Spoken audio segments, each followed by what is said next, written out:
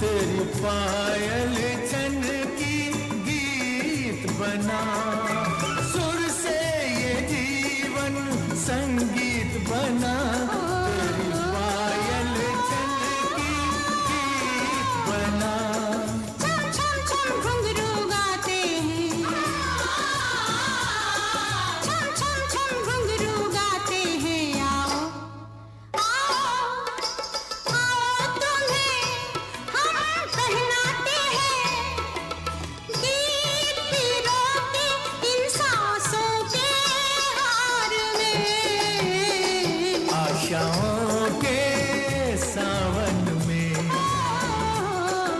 उमंगों की बहार में तुम मुझको ढूंढो मैं खो जाऊं प्यार में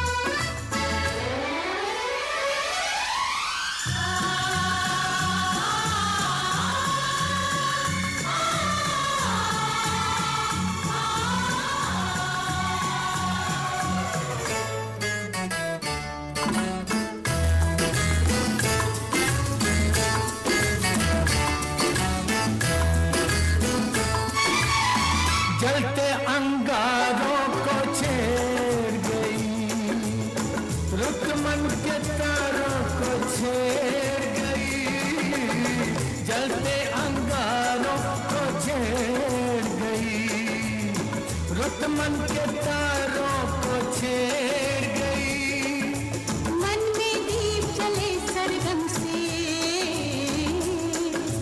मन में दीप जले सरगम से सात सुरों के इस संगम से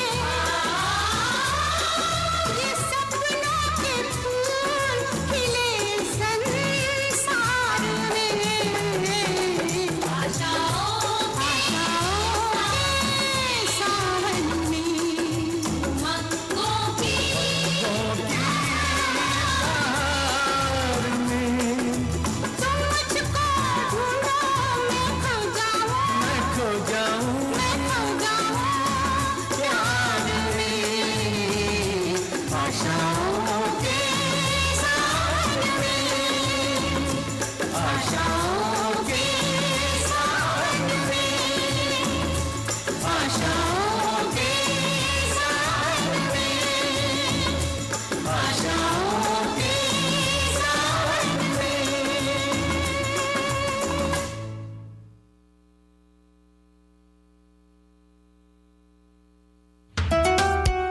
Time has come. New 97.5. Make it your choice. Something for everyone. 97.5 FM. Music for you. It's all about you.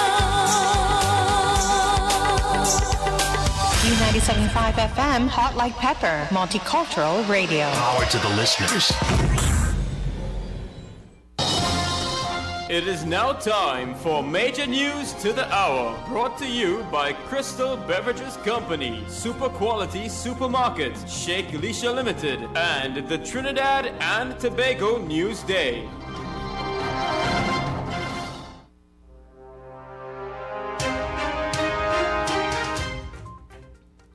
This is your 3 p.m. news update on U97.5 Hot Like Pepper Multicultural Radio. Good afternoon. 9 Venezuelans have been detained for illegally entering the country. They were arrested on Sunday in Santa Flora. The Trinidad and Tobago Police Service said they were taken to the Siparia District Health Facility to be screened for COVID-19. Police Commissioner Gary Griffith has tested negative for COVID-19. This was confirmed in a media release from the Trinidad and Tobago Police Service. It said the test was conducted over the weekend, days after the Commissioner held a meeting with someone who was a secondary contact of another person suspected of being positive for COVID-19. And no tracing was linked to Election Day nomination thus far. This was confirmed by the Ministry of Health during today's media conference. This came from Technical Director of the Epidemiology Division of the Ministry of Health, Dr. Avery Hines. Regionally, a visitor from the U.S. Virgin Islands is the latest person to test positive for COVID-19 in the St. Vincent and the Grenadines. Internationally, an investigation has found that the number of deaths from the coronavirus in Iran is nearly 3 times more than what the government is claiming. And these are some of the stories making news at this time on U97.5 Hot Like Pepper Multicultural Radio. Stay tuned for these and more in our major newscast at 4 p.m. Good afternoon.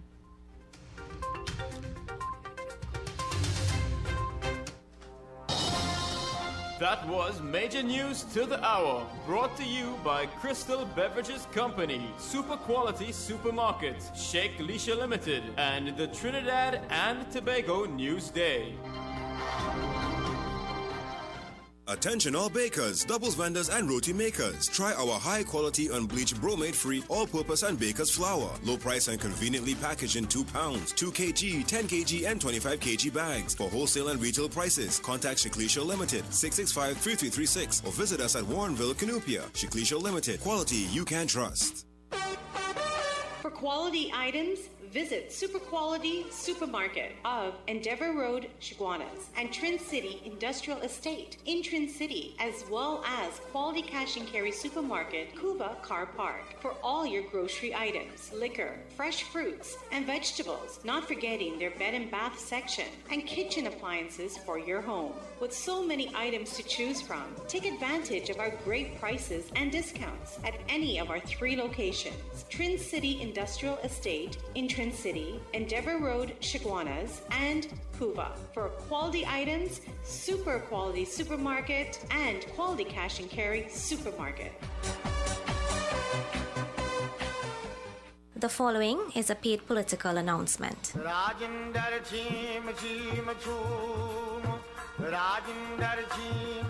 Hello, I am Rajendra Rampersad, your PNM candidate for Couva South. I ask for your support to take Couva South into government and to improve the quality of life for all of us. I have specific plans to create jobs, develop our youths, improve agriculture, infrastructure, and security. As a person born in Dow Village, California, and started my education at Esperanza Presbyterian School, I want to use my years of experience as a successful businessman and a resident of Couva South to partner with you to make our communities better. I have been listening to your complaints of non-representation in Couva South. It is time for a change. I ask for your vote on August the 10th. Vote Rajendra Rampersad, the right choice for a better Couva South. Vote PNM.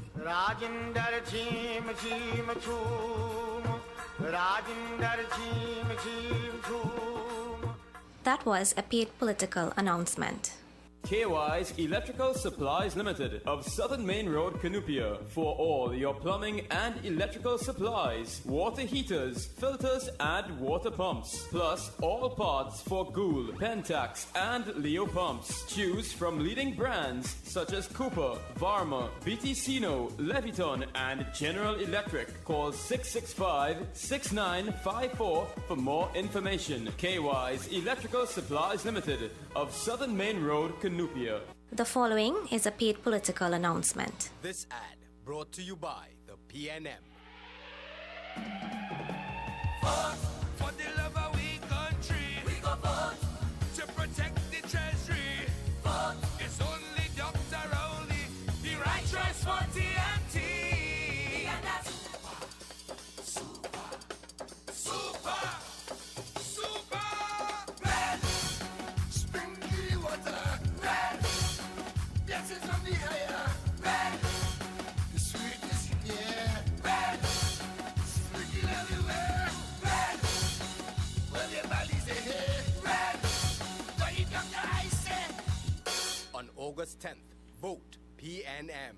Great is the PNM. That was a paid political announcement.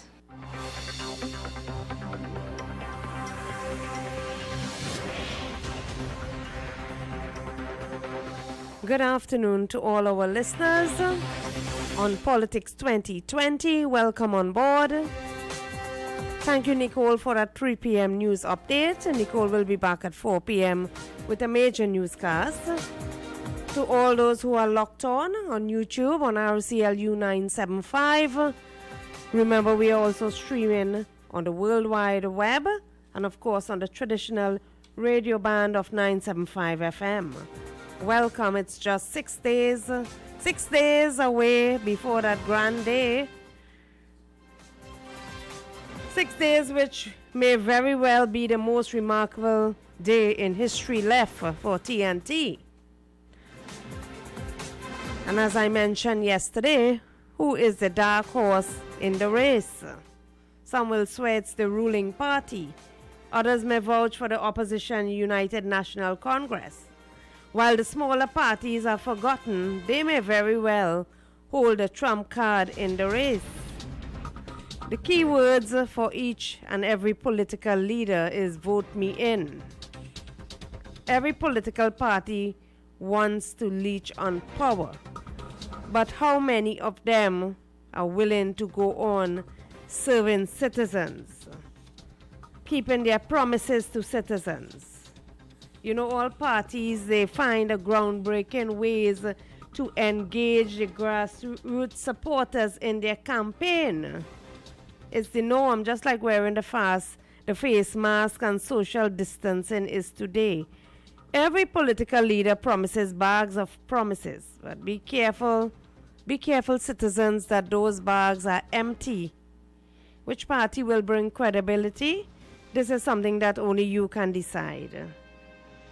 You are hearing leaders are attacking each other on the political campaign field, and yet one of those very same leaders will hold on to power and be our Prime Minister on the 11th of August. All members must feel that they are looked after by the party. Every member must know that we will keep the promises we made during the election. Well, let's see what's happening in the political scene today. Firstly, we have an interview set up at 3:30 with one of the Greenvale residents.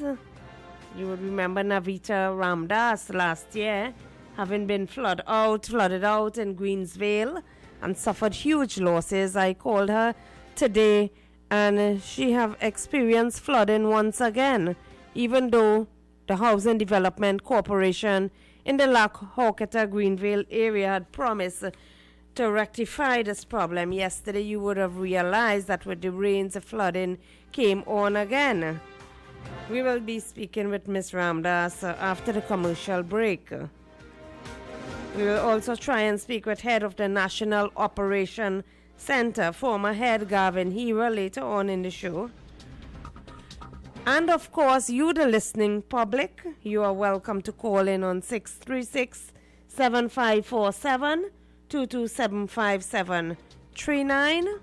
You can also send me a WhatsApp message on 378-4975. What is on your mind today? Is it the rise in COVID cases? Do you believe the recent issue by the Ministry of Health of the positive cases that we have and enough testing is being done? Are you satisfied with the testing? Do you think that school should be closed for another month? You know, school was supposed to reopen in September. How do you feel about that? You can call me in 636-7547, 2275739. We are seeing the results of some polls here taken by Louis Bertrand again, that our Attorney General Faris Arawi, he leads Sobers in San Fernando West, that is. He is leading. Let us get into some detail of this poll. Interestingly, in San Fernando West, there are a number of young voters, and some of their main issues I am seeing would be infrastructure, road and drainage, utilities like waters and light, housing, crime, public transports, reopening of the economy. Of course, illegal Venezuelan immigrants fit into that because everywhere you walk in San Fernando, you are seeing these illegal immigrants. And it seems as though nothing is being done about this issue. Unemployment and jobs form 98% of the pool. Youth training and development, healthcare, education. Do you live in San Fernando West? If you do, you can call me in. And even if you don't and you have an opinion on it, call me in on 636-7547, 227-5739. Before we move to what's happening in Greenville. In Greenville, let me get into some details of this. I understand that there is a pump that takes the water out when the area floods. One concern of the residents there is that if the area should flood during the night time, who is going to come to open this pump and take the water out of the area? Will HDC be watching this? Let's move to the lines and hear what you have to say. Hello. Good afternoon. Good afternoon. Welcome. Yeah, thanks. I just want to comment on something here. You know, in Chaguanas, right? Mm-hmm. You know, at the top of Ramsaran Street. Yes. Where at the top on the eastern side, where by the Mid-Centre Mall side. Mm-hmm. There's about 4 or 5 traffic lights there. Mm-hmm. For the last week, they've not been working. Absolutely none of them are working. And everybody has have to anybody reported it? Well, I don't know who to report it, but the fact that I'm telling you so that the whole the police will have a division that will attend to that. I am sure they'll be passing up and down and seeing the whole thing there every day. It's not today alone, you know. And it's causing confusion, I'm sure. Not really. Absolutely no confusion because people seem to be using their discretion and driving. But there's a camera. That is good. Well, it's dangerous. There's a camera facing Ramsaran Street, so only who've been picking out my picture and put on it and going to send me any tickets. Okay. Thanks for calling, ma'am. Yeah. 636-7547, 227-5739. Remember, you can also text us on WhatsApp on 378-4975. Are you one of those who suffered flooding during the heavy rainfall over the weekend, like the Greenville's residents? You know, the Housing Development Corporation, in a release, they call on the residents not to panic. The HDC said the mitigation system have been installed within your community and they are functional. But from my investigation, when I call a couple of the residents, I understand that the HDC authorities came a couple hours after to open these pumps. So I am asking if this should happen during the night time. Who is going to come? The HDC will be on call. Hello, good afternoon. Good afternoon, Mr. Ann. Hello. Mr. Ann, when people acquire a house, a home, and have your family, your children, your wife, your relatives, whoever with you, you want to live comfortable. Of you course. Cannot live how could you live under such conditions? They are living in fear, you know. You must be living in fear. But, I mean, some of them like it too because some of them, they say that it's all right for them and they could handle that. But I'm saying any rational person, any person who, pride on their comfort, there has to be something has to be wrong with those people who say that they comfort and they like it so. But the point about it is this. I can't see how could you live under risky conditions. Every time the rain falls, if the rain starts... They don't know if to pick up their bag and run out. In the night, what happens if the pump fails? Well, this is what I am asking. How people could be... You could buy a house and you could be living in a house and you have to be living in such fear, with such apprehension. You can't be comfortable. You can't enjoy your property. What about if a parent is asleep and the area should flood and their little child, 2 or 3 years old, should walk out into these flood waters? Inside their homes. But inside their homes flood, you know. The housing there was badly sited. And these people, if I were living there, I out of there. Well, they have not accepted that as yet. Well, let them stay there. Because I don't know how comfortable I could be, knowing that there's a risk, right? A very high risk that I could be flooded out in the night. I could lose my life, and my family could lose their life. I could lose everything, right? How when other people living in their house and they could lie down in the night, rain falling, and they could enjoy themselves. But every time the rain set up, and if it's 6 o'clock and the rain starts to fall, how I can have a good night? Of course. And then you have pumps. You say you have pumps. What happens to pumps? Well, that is the HEC solution. They have installed 3 pumps. Well, some Trinidadians, no matter, I mean, they're so conditioned to accept their lot that no matter what if certain people tell them certain things, they go with that. If they tell them, well, go and show themselves in the sea, they will show themselves in the sea. But I know I am not paying for any housing under such conditions. I am not doing that. So, and these are houses that they are paying for. Yeah, they're paying for that it. is the point. Either you relocate the people because you can't. That problem would be a perennial one. Of course. When you have this what they call it, where the water gets into beam or whatever it is. When this thing, let's say you have rain, very prolonged rainfall, and this thing overflow, and let's say the pump, what happens to you? I can't live under that condition, but that is some Trinidadians. It tells you the thinking, the mentality, and the attitude of some Trinidadians, what they would tolerate. So I would leave them right there. Okay, thank you, caller. Let me also, during the course of this program, let me wish all our Hindu brothers and sisters happy Raksha Bandhan today, August 3rd. It is that bond between a brother and a sister. It is being celebrated today. Hello, good afternoon, welcome. And I shared it. Hello? Hello, are you there? Okay, we lost that caller. Call us back. 636-7547. Good afternoon. Yes, and I share that same to all brothers and sisters, you understand? And even to you and all, Anne, don't mind, you're not a brother, but you're a sister. I respect you, and I wish you all the best. Thank you very much. And my father always teach me, and my mother. My deceased father, he passed away, my mother always teach us that truth, to be honest, it is very good.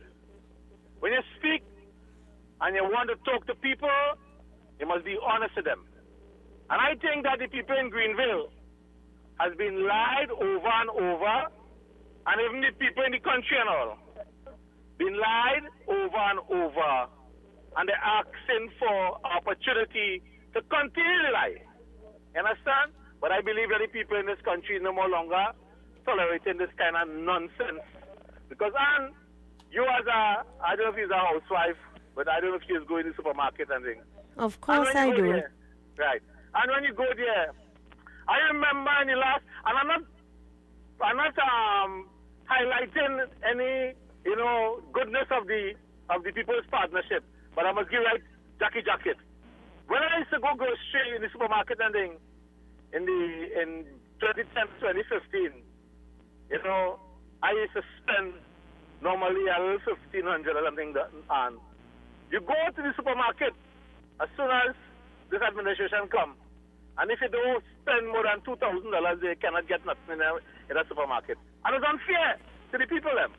It's unfair because the government who take responsibility of the children, of the people in this country, you're supposed to protect them and make their life easy. And what you do, you make their life hard. And I've seen ads going along all left, right, and center.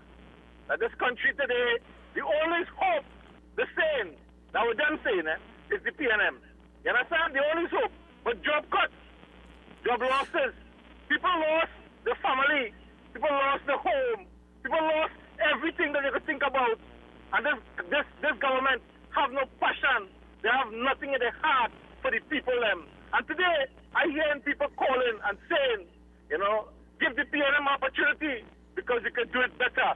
They didn't do it then, and they wouldn't do it now. I thank you, and I will call back again sometime later. Yes, thank you. Thank you, for Bank Village, for that contribution. Let me also wish the new president of Guyana, Dr. Mohamed Ifran Ali. All the best in his in chartering his new course. You know, the secretary of the OAS, the Organization of American States, Luis Amago, he congratulates the new president of Guyana. And let me just quote what he said. Caller, just hold a second, please. The OAS congratulates the people of Guyana for their patience. We also congratulate GCOM Chair Justice Claudette Singh for remaining true to her conviction and standing firm against the many efforts to undermine the will of the people. Democracy in Guyana was put to test in the process. Good afternoon and welcome. Good afternoon, and good afternoon, Trinidad and Tobago. Hello, Larry. And you can remember when Greenville had flooded in 2018. Of course. Wait. You can remember how quick they got a grant from the government? Yes, I did. Good. When people in South Trinidad got flooded. I know where you're heading. How long it take we to get a grant? Over a year, people of Oropouche didn't get When these people purchased those homes up there, they knew what they were getting involved in. And they still accepted the grant from the government. And they're still living there. Why do they protest? Why they don't? But they like it. I have a question, Anne. Mm-hmm. And the government said, the Prime Minister said, no more gathering than 10 at this particular time. Yes. My question is, the night of the election, and I'm trying this out Who is going to 19th monitor this? Wait, don't jump the gun. I am asking this question. The night of the election for the results to be announced, for every single political party or independent candidate that is vying for a position to govern this country, I am asking the question now. Does it have a law pertaining to what the Prime Minister said, that no more than 10? Because here what, when people drinking alcohol and you cannot control them, and you know what's going to happen. Are there enough police officers to attend? Exactly. You know what I'm going to say now? Every area? You know what I'm going to say now? There will be a spike in this COVID-19 outbreak in this country. Just after the election? Just after the election, because campaigning going on, you're seeing both sides, 3 sides, 4 sides, people not adhering to the rules that are set. And when they get sick, taxpayers... Well, will have to Larry, pay for it. the leaders are not adhering to the rules as we speak. I keep emphasizing that point. Exactly. I am And they seeing leaders, our leaders, in photographs without their mask. Correct. As though, without the mask, they wouldn't look pretty. Well, I wanted you to ask the spokesperson for United National Congress, and if you could get in contact with Mr. Hines of the PNN. Now, I'm being level here. If whichever party wins, what plan they have for the election night and how it's going to be poured out according to the guidelines set by the Ministry of Health and World Health Organization. Because in America when they had the Black Lives Movement, what happened? And you're seeing the results of that today. And then you will have people drinking, having a good time. Whichever party wins, some will be crying, some will be jumping for joy. But most of the country will be under pressure because if a certain party wins back office, it will be sad face.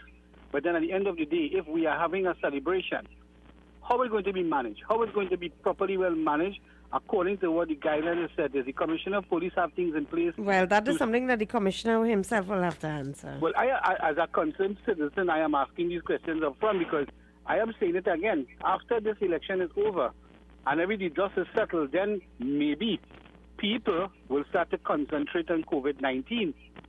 Because I'm not seeing anybody concentrating on it right now. Look, I was in Granny today and I was in Granny this morning. And I visited a lot of customers and people, out of 100 people I came in contact with, only 5 wearing masks, and only 5. And me with this big face shield on, walking Granny, people looking like me like if I was an alien. No, serious. I have on a big face shield from head, cover all the way down to my chin, all the way down. And people watching me like if I was an alien. But you know what? I smile when they look at me. You know why? I feel you are safe. You are safe. I felt safe. Well, people in this country, only after the horse have bolted that we look to lock the gate. So, I want to say, are we really prepared for a disaster in this country, both for flooding, for fire, for COVID-19? Are we prepared for a disaster? Because listen, in our flood group in South Trinidad here, and we did our research, we did our background data research, and every single thing we could come up with. We making plans to issue to the relevant authorities on how to eradicate flooding in the southern area. And I think that somebody in Greenville who is maybe mindful of where they live and how they experiencing these problems, they need to have a committee and form a plan that they can help eradicate such flooding. Well, If you not, know, well, then actually, move out. they do have a committee and they are published on Facebook. Yeah, they are published on Facebook, but okay, they are, how many times they have come out in the media? You tell me, Ann, you're the media person. How Well, many last times- year when they were flooded down, I tried to help them. Right, good. But since then, how many times they have came out and give any... Exactly. Look, we in the South River in Action Group. We come out regular and make statements. So we are active. Are they active? Are they Well, active? I But you know what? understand. From But- my understanding, Larry, when they try to be active, they are criticized for it. They are victimized for it. Keep listening, and you'll hear my question with one of the victims. I think people in South Trinidad are being more victimized right now more than ever. And I tell you that because people in Greenville collected money up front 2 weeks, 3 weeks after the flood. And in South Trinidad, we wait a year and a half to get payment, to get that grant, to start you back on the right track. Have a good afternoon. Thank you. 636-7547, 227-5739. Welcome and good afternoon. And how I am so sorry doing that. I follow up the election in Guyana, and I see yesterday about after 5 hours ago, they congratulate the brand new president. I want to say to Mr. Ali, congratulations. The fight now, the people. Yes, democracy was put to test in this process. Treat the people. You understand? Not take them and treat them like other organization gone. People and say the UNC lost again in Guyana. You remember that time? A PNM MP, a minister, when they fight, for the March month, he say UNC lost. You understand? That's how the PNM treat. But the people in Greenville, they know that it was agricultural land, that was cane land. You understand? And a certain man bought that land. Check your phone, Mr. Bank Village. Your phone is giving some problem. I'm saying that democracy in Guyana was put to the test, and although it ultimately prevailed, it is clear that there are weaknesses in the Guyanese electoral system that must be addressed. Where do we stand in Trinidad and Tobago? Are we in the same boat? Hello, good afternoon. According to the fella, we just talked, not the last one, not Bang Village, the next boy. Yes. Larry, who live in the south? Who live where they get flood out, Larry? Larry, what kind of hair they have? And who live Greenville? So who go get the preference, Larry? Greenville get all the house furnished back. They get all the tile ripped out and put in new tiles. All the door, new doors. I mean, want nobody tell me that I know where I know. Larry, and yet yesterday or this weekend they had some water come up, and all of them get jujuri, but yet they're still living there, and yet they're going to still go and vote for the PNM, Larry. The people down in South Hall, Woodland, them poor people who live in there, is straight here people, Larry. So them have nothing to get. Them is not people. The people in Woodland is not people. Right? I don't know what they count them as. And the next thing again, and this campaigning, Rowley campaigning on the Corvette. Right? We had how much? $11 billion for this Corvette? That was the money they had? Yeah, Ann? Yes, go ahead. They say they pay out $500 million. The lady who sharing all the money, she said they pay $500 million in payment for check and relief and all kind of thing, right? Mm-hmm. What we do with the next $10.5 billion? What we do with it, Ann? Who pocket is going in? Who pocket that money? Who had that money to say that if the COVID come back out serious, they could bring out back that money and we could carry on with self again? But then you hear it's 11 billion and then you hear it's 21 billion. So we don't know which is the amount of money really. But we know they take money from Well, that warrants some investigation. We don't know where the actual figure went. Right, and we know they take money from the Heritage and Civilization Fund. I know they take money from that. So all they tell me where the money gone now. And the next thing, we still, the 5 years up Rowley 5 years up. Who is Bridgeman? Who is collecting the check every month for Bridgeman? Who is Bridgeman Rowley? We look all about where the addresses and we can't find that company. Who is you paying the check to Bridgeman Rowley? And yet you say it was a crooked deal. We hear that there's a $1 million extra they're paying every month for Bridgeman with the crooked deal Rowley. Where that money going? Who collected that money? Tell me now, Rowley, before election. Tell me now. If you tell me that, we go vote for you. We go know you're honest. Okay, caller. Yeah. 3:30, let us take a short commercial break. The calls keep coming in, but let us take a break and we'll be right back. Kathy's Cool Spot Enterprises Limited, number 86 Pearville, opposite the TSTT Exchange in Mayaro. We specialize in all types of meats, dry goods, liqueur, beverages, ice, LPG, gas, motor oils, stationery supplies, and photocopying. We also provide rentals of tents and chairs for your every occasion. Come in and take advantage of our specials at reduced prices on liqueur, wholesale and retail. We are open every day, even on public holidays for your convenience. TT Post services are available here at Kathy's Cool Spot Enterprises Limited of number 86 Pearville, Mayaro, where our friendly staff will be happy to serve you.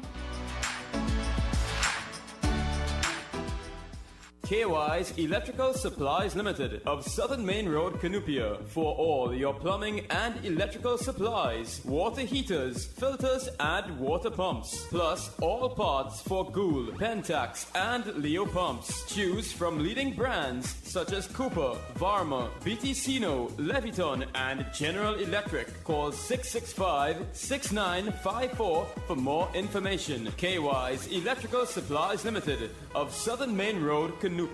The following is a paid political announcement. Hello, Trinidad and Tobago. I am a student and I have a message for you. The last 5 years have left me wondering what sort of future is ahead. I didn't receive a laptop when I entered high school in 2015. During the pandemic, I was unable to attend my virtual classes. I am now focused on attending university, but my parents can't afford to send me there. And under this PNM, GATE is no more. There were so many tertiary education opportunities under the UNC. Now everything is shutting down. What will happen to our young lives? On August 10th, I want to urge all young voters, vote for our future. Vote UNC. UNC. That was a paid political announcement. 33 minutes before the top of the hour, we are discussing, among other things, the flooding out in Greenville. We have on the line with us Navita Ramdas, a person who has flooded out this year and was flooded out and experienced huge losses last year. Ms. Ramdas, good afternoon. Hi, good afternoon. What were your losses this year? Hello? Hello, are you hearing me? Hello? Not clearly. Not clearly. Are you hearing me now? Hello? Ms. Ramdas, are you hearing me? Hello? Yes, I am there. Are you hearing me? Yes. A bit now. Okay. Could you I'm asking you, I know you suffered huge losses last year. I am asking you this year if there was any improvement or did you suffer the same amount of loss? Okay, so what happened is that we had about 15 minutes of rain. After that 15 minutes of rain, the drains were filled and the water started to spill onto the streets. So we had flooding in most of the streets in Greenville.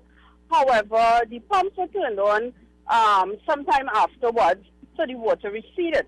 But as a resident, I still have fears because My question is, if it happened in the night, what would have happened to us? Who would have turned on those pumps, braving floodwaters and the darkness? So for those who don't know, just enlighten us, those pumps were installed after the floods last time, right? Yes. We have now, they put 3 pumps. But what it seems to me is that those pumps are manual pumps. It does not kick in automatically. So someone has to be there to turn it on. That is what it seems. So to what would happen if you are sleeping in because night? if it was automatic, I don't think that the water would have reached onto the street, and so far the drains would have been running. The other problem is they widened a drain about 150 meters. That drain then flows into a canal about 2 feet for the most under the road, passes under the road into the pond, which flows into the river.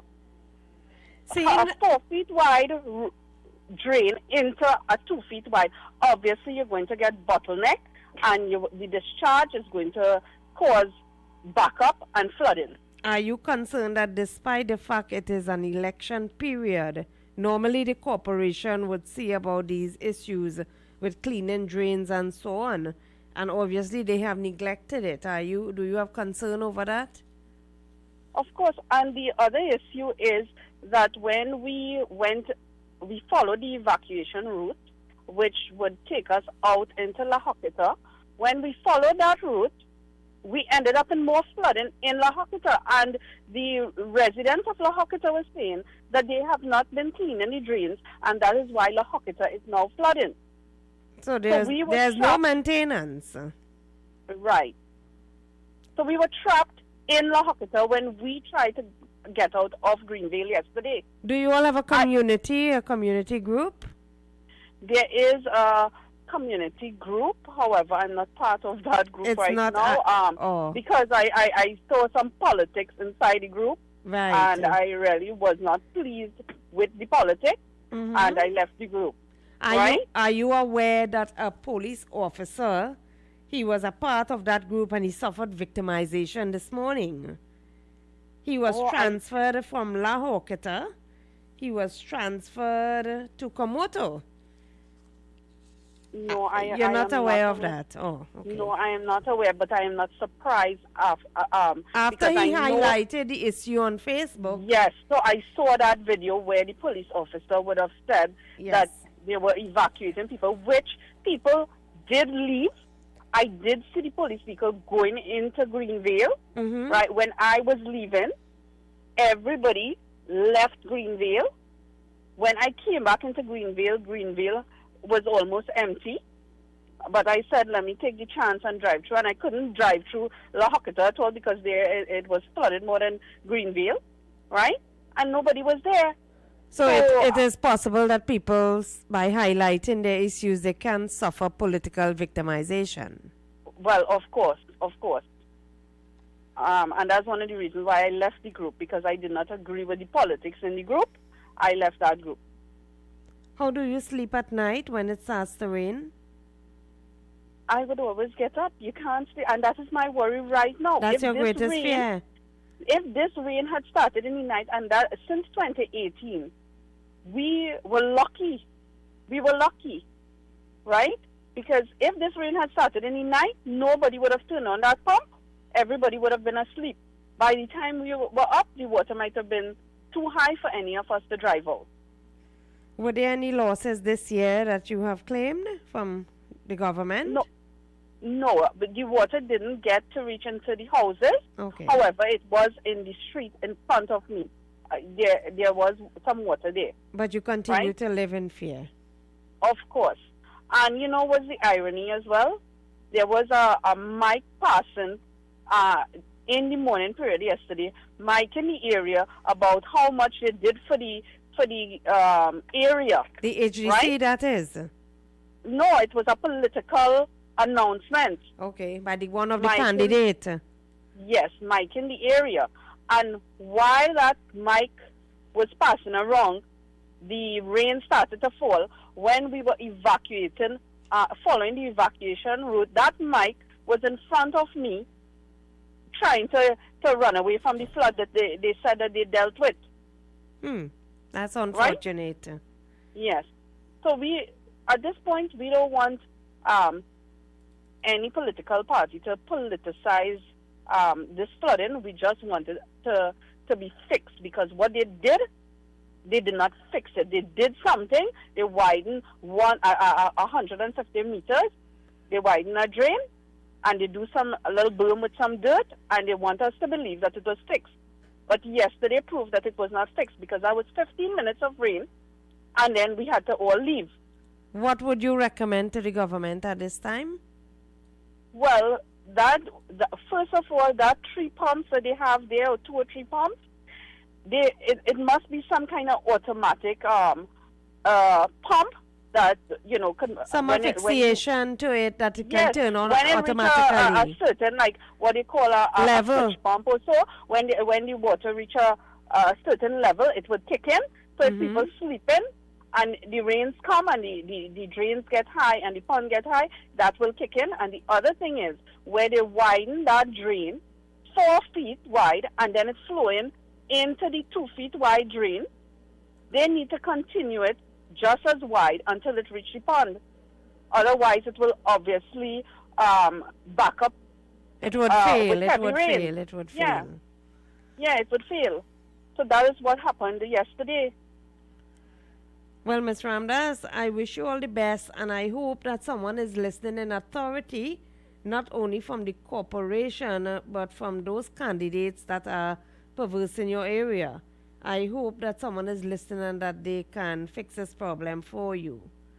Well, we will keep in contact with you and see how it goes, okay? Yes. All the best, and thank you for your interview. That was Navita Ramdas, a Greenville resident who had suffered heavy losses during the last heavy flooding in La Horquetta, Greenville, and she was very vociferous through the media, so I decided to contact her again today. Let's hear this caller. Good afternoon, the Honorable Anne. Hello, good day. And if you're psychic as here, I feel for those people in La Horquetta and Greenville. It appears that the current government doesn't have a clue as to how to resolve that issue. How to resolve it, of course. Yeah, and it's plain and simple, You see, when you do something illegal, what happens, how it comes to bite you. You remember there was no proper approval from planning and things to do that. And a minister who is the head of the government now do a shortcut, and you see how it comes. Well, it comes back to bite them. It comes back to bite them and comes back to bite him. And the thing is, somebody has to take full responsibility for that and be held accountable for that. And I tantamount to misbehavior in public office way back in time. And if somebody had done a proper survey, they will see that particular area was a kind of little sinkhole. So the water... Well, I always say that it is like a basin, so obviously the water is going to gather. Will find its way there. No, I was thinking how we could have mitigated that.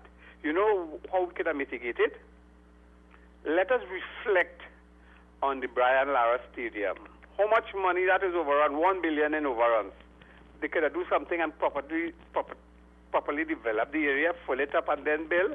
But when you're taking shortcut, when you have no vision and understanding strategy. But what would I call you for, Anne? The more important thing. You ever hear about the 10 billion, the 10% man? No. You might be too young. You know the 10% man? You ever hear a fella who was on a PNM platform say, all are we thief?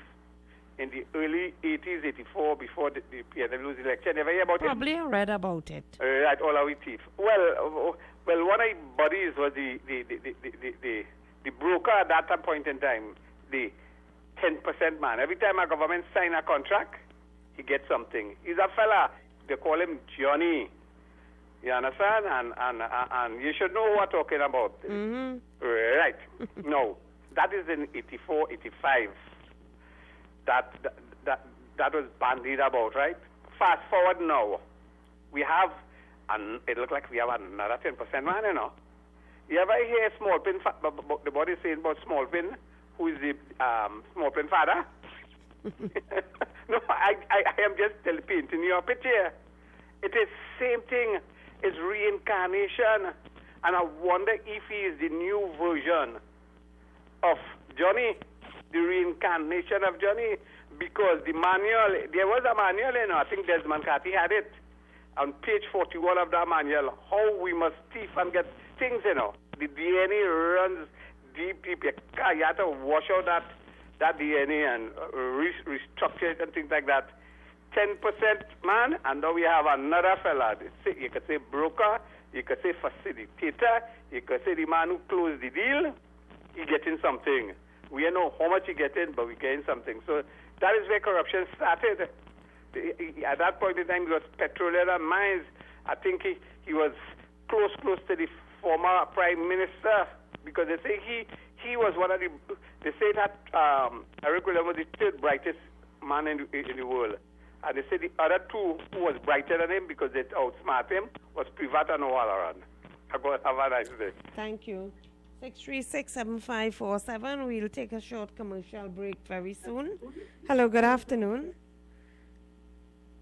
Hello, are you there? Hello? Yeah, lower the volume on your radio. There's another 10% man. Go ahead, I'm listening. He lives in South. And make your point, sir. Yeah, there's this other 10% man. He lives in South. He's a housing thing developer, but he ain't decided to go into politics again.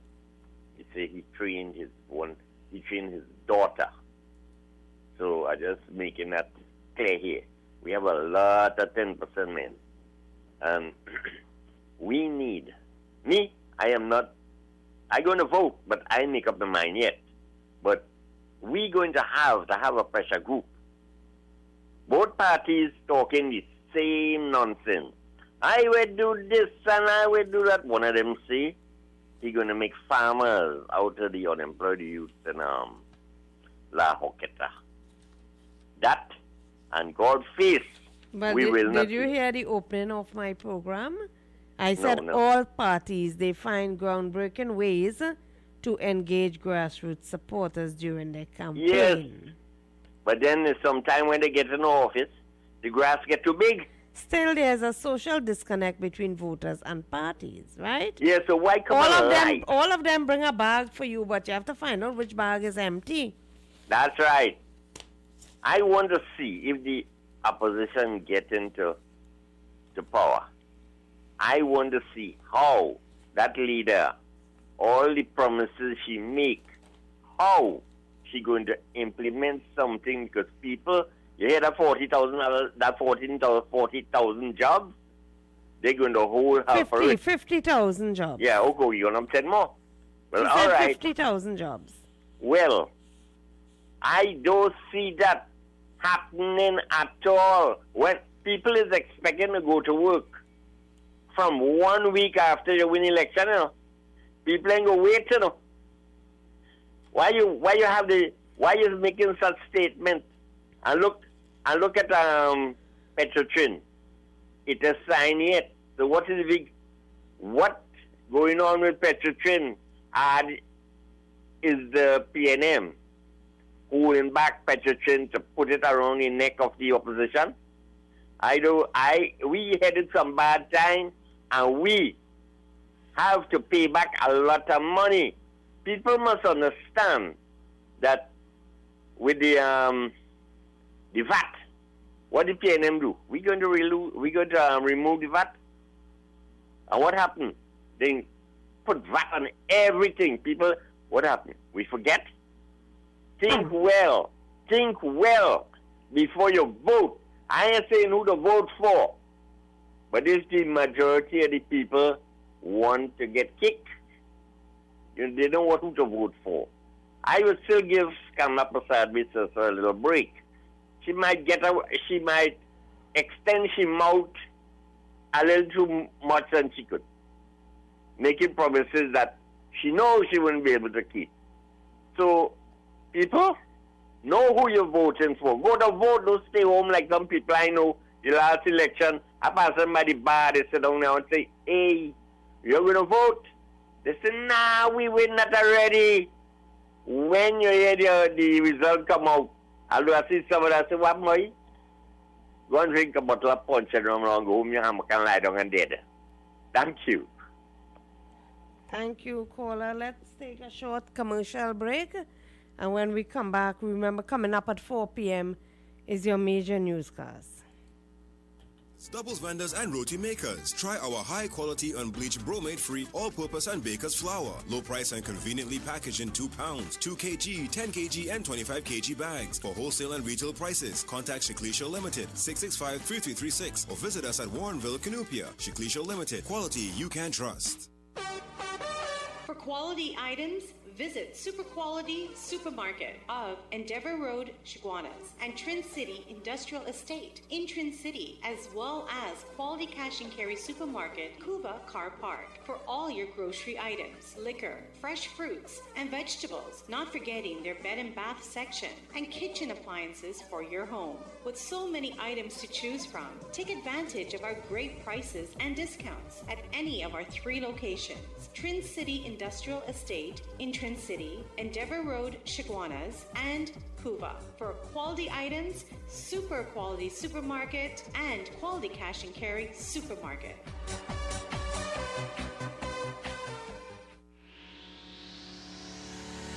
Kathy's School Sport Enterprises Limited, number 86 Pearville, opposite the TSTT Exchange in Mayaro. We specialize in all types of meats, dry goods, liqueur, beverages, ice, LPG, gas, motor oils, stationery supplies, and photocopying. We also provide rentals of tents and chairs for your every occasion. Come in and take advantage of our specials at reduced prices on liqueur, wholesale and retail. We are open every day, even on public holidays, for your convenience. TT Post services are available here at Kathy's School Sport Enterprises Limited of number 86 Pearville, Mayaro, where our friendly staff will be happy to serve you. KY's Electrical Supplies Limited of Southern Main Road, Canupia, for all your plumbing and electrical supplies, water heaters, filters, and water pumps, plus all parts for Gould, Pentax, and Leo pumps. Choose from leading brands such as Cooper, Varma, BTCino, Leviton, and General Electric. Call 665-6954 for more information. KY's Electrical Supplies Limited of Southern Main Road, Canupia. The following is a paid political announcement. This ad brought to you by the PNM.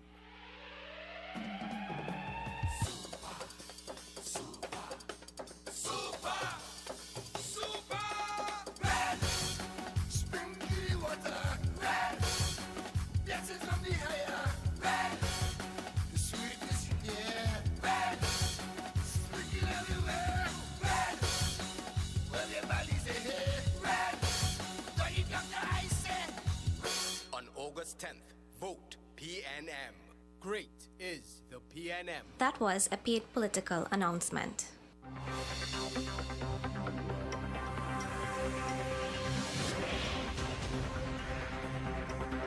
Welcome back to Politics 2020.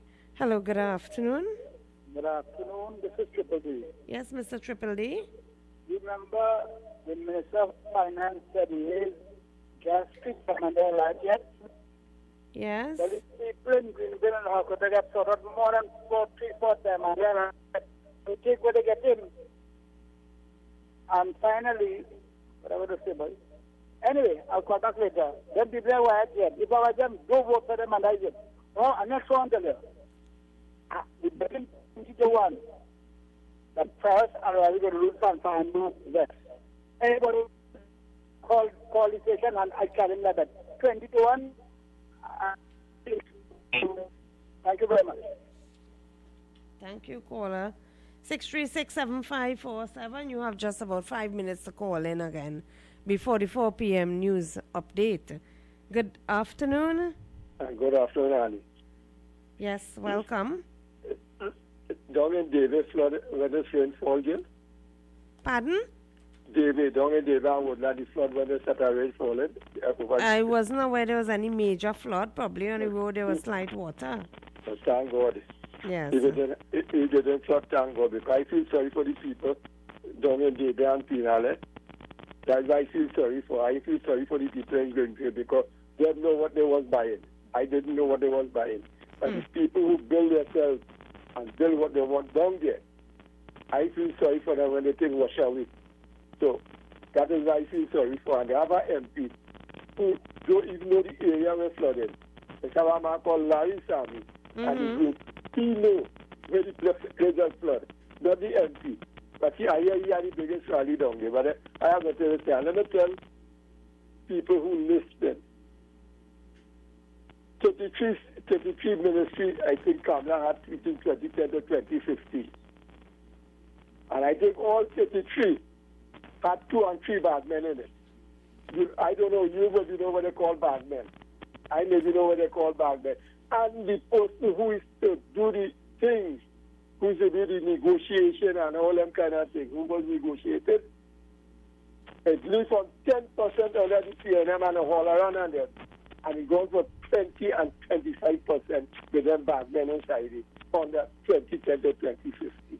So if all you want to know that, call Dr. Ramachan and see talking and he want Munial to be the next Prime Minister and next political leader of the party. He forget Kamala. And he said he gone against Munial when he went up against Kamala. So I live in there, let us fight a battle. But I don't know when Munial will be political leader and he will be Prime Minister. I given Ratiram the cover to be Prime Minister and opposition leader at this party or political leader. Thank you. You have just a couple minutes again, 636-7547. Good afternoon. Good afternoon, Ms. Duki. Yes, welcome. That 2-3 minutes you have there is just enough. Okay, 3 minutes you have. Right, man, that's plenty. I heard somebody mention that the Greenville housing project was done under Dr. Rowley when he was minister. Yes. Right. Also, in Chaguanas, I think they have 2 buildings there. They said I saw Edinburgh or something. That started, he was the minister also and couldn't finish up to now it didn't finish. Do you remember that, Anne? You know about that? Edinburgh? No, I think not they said quite. that, yes, some in Chaguanas, there's some 2 big tall buildings there unfinished. Yes, yes. Yes, that was under him also. And Las Alturas in Lavante or somewhere up there. Unfinished, yes. Unfinished. Well, it finished, but despite Under the best, question. no, the Las Alturas, what happened with the Las Alturas? The engineers warned that the ground wasn't proper to put the buildings there. The grounds were shifting, and he still went and put it there. He was the engineer. He didn't take the advice of the engineers. And when this last government came into office, they had to spend $2 million to demolish the 2 plannings there. You understand? Also, Landate, you remember that, where it was alleged where Mr. Manning spent $1 million to engage the services of a former judge, Justice Aniston Seeley, to investigate whether he or his agent was siphoning material from his Scarborough Hospital to his private business in Landate. So it's not today this man is an abject failure and has a lot of questions to answer. In fact, one of the recommendations of that committee headed by Ms. Seeley is that the police visit the Larceny Act. You understand? He got away on a technicality because the Integrity Commission did not give him an opportunity to state his side of the matter. You understand? But one of the recommendations, as I said, was that the police visit the Larceny Act. Of course, the police didn't do that because it's PNM. You understand? So this Dr. Rowley, has a lot of questions to answer, a lot of question marks over his head. He said that his constituency in Diego Martin was the only constituency without a government secondary school. He was Prime Minister for 5 years.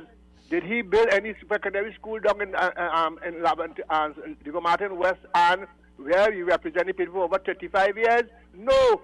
He went and spent money to build his own house, Prime Minister's house in Tobago. He spent $50 million on his Whitehall, from Mason Hall to Whitehall. He bought $3 million in paintings. He spent money on golf courses all over the place.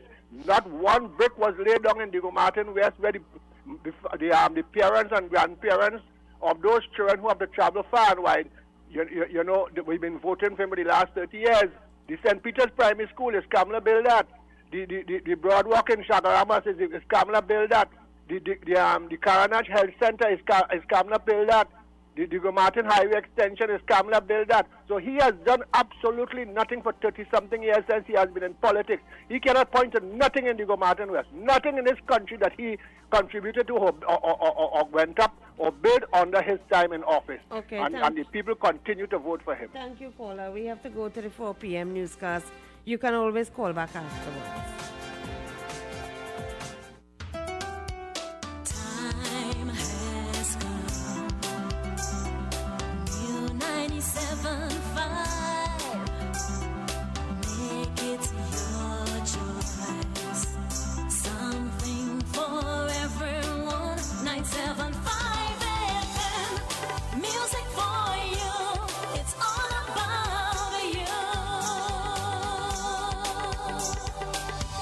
97.5 FM, Hot Like Pepper, Multicultural Radio. Power to the listeners. It is now time for Major News to the Hour, brought to you by Crystal Beverages Company, Super Quality Supermarket, Sheikh Lisha Limited, and the Trinidad and Tobago News Day.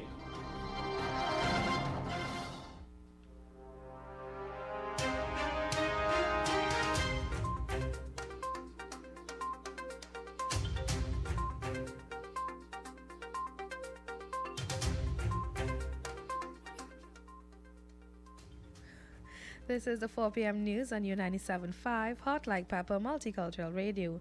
I am Nicole Dookie. Good afternoon. The latest spike in COVID-19 cases is not linked to election nomination day. This is according to Ministry of Health officials. Health Minister Terence Dayal Singh said the persons who tested positive were symptomatic before nomination day.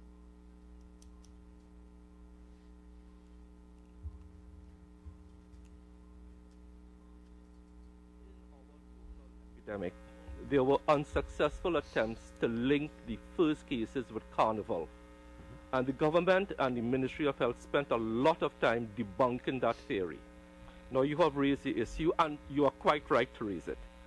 I think, CMO, you will agree, because we spoke about this. The first two cases, the people were symptomatic before nomination day.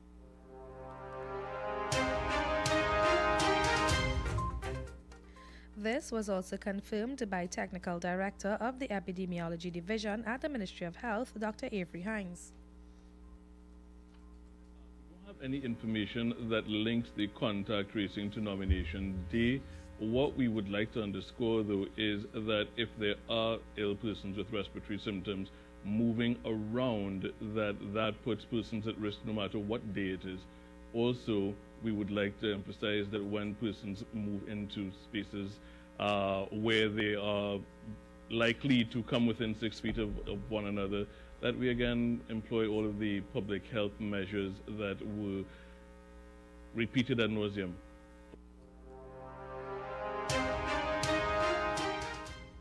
Meanwhile, government is not considering to make wearing a mask mandatory at this time. This is according to Health Minister Terence Dayal Singh. He made this statement at today's media briefing. We are not at this time considering making masks a legal requirement for all sorts of reasons we have discussed, but we are urging persons, once you are out in public, to wear masks. Minister Dayal Singh, however, insisted that persons should wear masks when going out into the public. He urged businesses to ensure that persons wear masks when entering their establishments.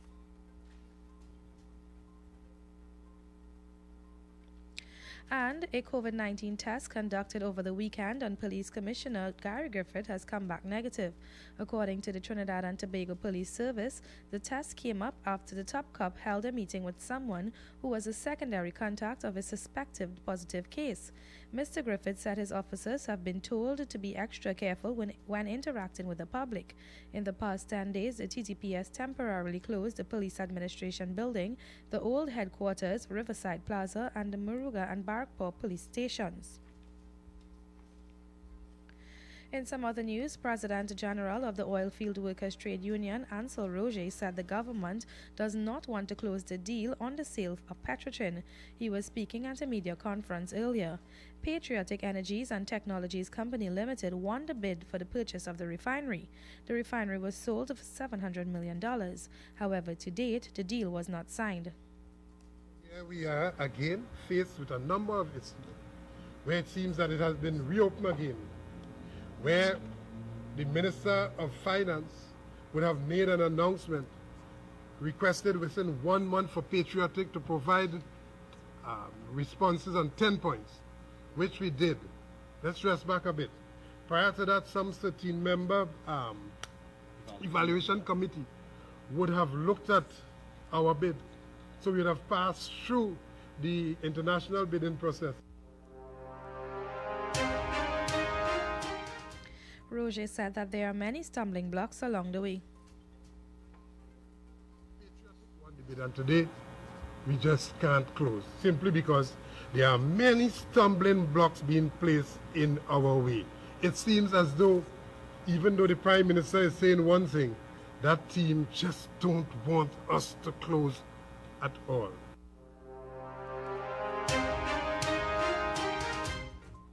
Three children are among 9 Venezuelans who have been held in South Trinidad. They were detained at around 10:15 a.m. on Sunday. According to reports, police received an anonymous tip that Venezuelan migrants were seen coming off a boat at the Palo Seco beach. When they arrived at the scene, the officers observed 9 Venezuelans coming off a small wooden boat. There were 2 adults, 4 teenagers, and 3 small children. On seeing the officers, the driver of the boat sped off and escaped. The 9 Venezuelans were detained and have since been taken to the Siparia Health Facility for COVID-19 screening. They are currently being held at the Erin Police Station. You are listening to the 4 p.m. news on U97.5 Hot Like Pepper Multicultural Radio. It's time now to take a look at regional and international developments. We start with news from the region. A visitor from the U.S. Virgin Islands is the latest person to test positive for the coronavirus in St. Vincent and the Grenadines. The National Emergency Management Organization said the visitor arrived on the island on July 27th. The person is said to be isolated and not showing symptoms typical of COVID-19. This latest case took the country's confirmed tally to 55. Of those cases, only 10 are active. Meanwhile, the 104 passengers who arrived at the Argyle International Airport aboard Air Canada Flight 980 were released from mandatory quarantine since they have all tested negative for COVID-19. Internationally, one of President Trump's top medical advisors has warned that the United States is entering a new phase in its fight against the coronavirus pandemic. Deborah Briggs said the disease was extraordinarily widespread across the country and is a greater threat than when the outbreak first began. She said it was now affecting rural areas as well as big cities. She said rural communities were not immune and should wear masks and practice social distancing. The United States has recorded more cases and deaths than any other country. More than 4.6 million people were infected and over 150,000 deaths have been confirmed in America. In news of the weather, for the period this afternoon and tonight, Trinidad, Tobago and the remainder of the Lesser Antilles will experience sunny conditions, which will be interrupted by a few light to moderate showers and a low chance of a heavy thunderstorm or thundershower over Trinidad. Night will be mostly clear despite 1 or 2 brief showers. Street or flash flooding and gusty winds are possible in the event of heavy downpours. Slees are slight to moderate with waves up to 1.5 meters in open waters and near calm in sheltered areas. The current temperature is 30 degrees Celsius. And this brings us to the end of the 4 p.m. news on U97.5 Hot Like Pepper Multicultural Radio. Stay tuned for another newscast at 6 p.m. I am Nicole Dookie. Good evening. That was Major News to the Hour, brought to you by Crystal Beverages Company, Super Quality Supermarket, Sheikh Leisha Limited, and the Trinidad and Tobago Newsday. Attention all bakers, doubles vendors and roti makers. Try our high-quality unbleached bromate-free all-purpose and baker's flour. Low price and conveniently packaged in 2 pounds, 2 kg, 10 kg and 25 kg bags. For wholesale and retail prices, contact Shiklisha Limited, 665-3336 or visit us at Warrenville, Canoopia. Shiklisha Limited, quality you can trust.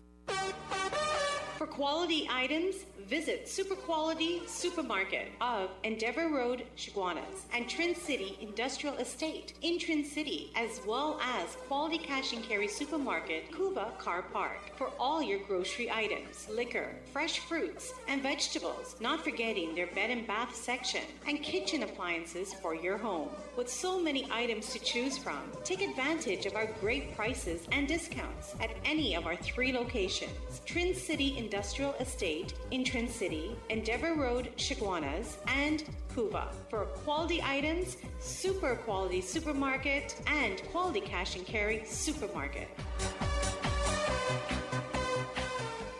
The following is a paid political announcement.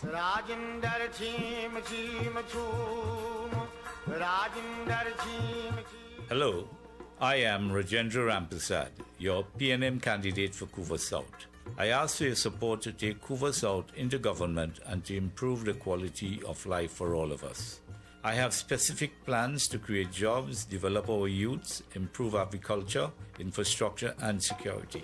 As a person born in Dow Village, California, and started my education at Esperanza Presbyterian School, I want to use my years of experience as a successful businessman and a resident of Couva South to partner with you to make our communities better. I have been listening to your complaints of non-representation in Couva South. It is time for a change. I ask for your vote on August the 10th. Vote Rajendra Rampersad, the right choice for a better Couva South. Vote PNM.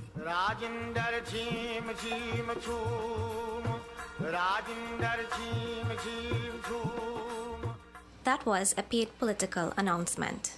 The following is a paid political announcement. Hello, Trinidad and Tobago. I am a student and I have a message for you. The last 5 years have left me wondering what sort of future is ahead. I didn't receive a laptop when I entered high school in 2015. During the pandemic, I was unable to attend my virtual classes. I am now focused on attending university, but my parents can't afford to send me there. And under this PNM, GATE is no more. There were so many tertiary education opportunities under the UNC. Now everything is shutting down. What will happen to our young lives? On August 10th, I want to urge all young voters, vote for our future. Vote UNC. UNC. That was a paid political announcement. Kathy's Cool Spot Enterprises Limited, number 86 Pearville, opposite the TSTT Exchange in Mayaro. We specialize in all types of meats, dry goods, liqueur, beverages, ice, LPG, gas, motor oils, stationery supplies, and photocopying. We also provide rentals of tents and chairs for your every occasion. Come in and take advantage of our specials at reduced prices on liqueur, wholesale and retail. We are open every day, even on public holidays, for your convenience. TT Post services are available here at Kathy's Cool Spot Enterprises Limited of number 86 Pearville, Mayaro, where our friendly staff will be happy to serve you. KY's Electrical Supplies Limited of Southern Main Road, Canupia, for all your plumbing and electrical supplies, water heaters, filters and water pumps, plus all parts for Gould, Pentax and Leo pumps. Choose from leading brands such as Cooper, Varma, BT Sino, Leviton and General Electric. Call 665-6954 for more information. KY's Electrical Supplies Limited of Southern Main Road, Canupia. The following is a paid political announcement. This ad brought to you by the PNM. Vote for the love of we country. We go vote to protect the treasury. Vote it's only Dr. Rowley, the right choice for TNT. And that's super, super, super, super red. Springy water. Red, blessings from the higher. Red, the sweetness, yeah. Red, sprinkle everywhere. Red, well your body's a head. Red, what you got the ice in? On August 10th, vote PNM. Great is the PNM. That was a paid political announcement.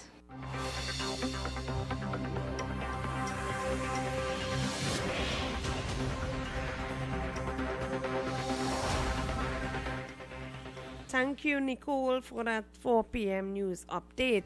Let's head back to the lines. Hello, good afternoon, and welcome. Yeah, good afternoon, Ms. Anne. Yes. I heard on the news developments with respect to the sale of Petrotrade. Yes. That is with Roger, yes. Roger and the government. Mm-hmm. And I don't know, but, you know, it appears to me that the oilfield workers trade union, I mean, they seem to be a glutton for abuse. Mm. I don't know what kind of relationship they are in with the PNM. I don't know. And but again, when you have to be very careful with whom you sleep. And the thing about it here is that be careful of strained bedfellows, Shakespeare would say. You know? Yes. And, you know, I question, you know, where they were going to access the money in order to pay for that refinery. So I was always skeptical about that, and I think it was a kind of public relations stunt on both their part. That is on both sides of the chair. Yes. I looked at it as that, and I think what I heard, if I heard carefully, is that the government is saying, "Hey, listen, we may wrap up the deal either before or after." The whole thing about it is that they're being used for the election, and that point of view seat is critical because the MSJ is fighting there. Of course. And they split votes, so they may be forced to pull back and or probably throw their support behind the PNM. But I think that is part of the game that is being played. But I am very, you know, I've looked at what is happening in Guyana, and I'm happy for what has happened in Guyana in terms of the finalization of the oh yes, their political system was put to test. And the appointment of the president. I am quite happy for that because it speaks well, augurs well for democracy in the Caribbean. Of course. Also, democracy was put to test in this process, huh? Yes, and those despot and tyrant who believe that they can steal election and without the watch of the international community, be it the United States, be it the NGOs, be it whatever it is, the OAS, and those, even CARICOM, they have something coming for them. But what I'm looking at here is this, is that when the initial results was released some months ago, I realized that persons belonging to the party, the PNM, the activists and operators, they were very excited. They were excited about that. And it's as if, well, you know, they were in for good things, the oil, the gas, and all that. And I'm saying that I believe that the opposition is in a good position if they win the election. In fact, they have already, based on what I've seen in their plan, put in their plan, they intend to develop the port at Point Galeota, and technical thing and boats and whatnot, different ancillary, you know, machinery there to facilitate. Yes, that is one port that is underutilized. Right, so they're going to deal with that, establish the port and develop the port to make use of the booming oil and gas industry in Guyana. So I think that was visionary on their part. And I believe that the opposition would work far better with Ali if they should win the election.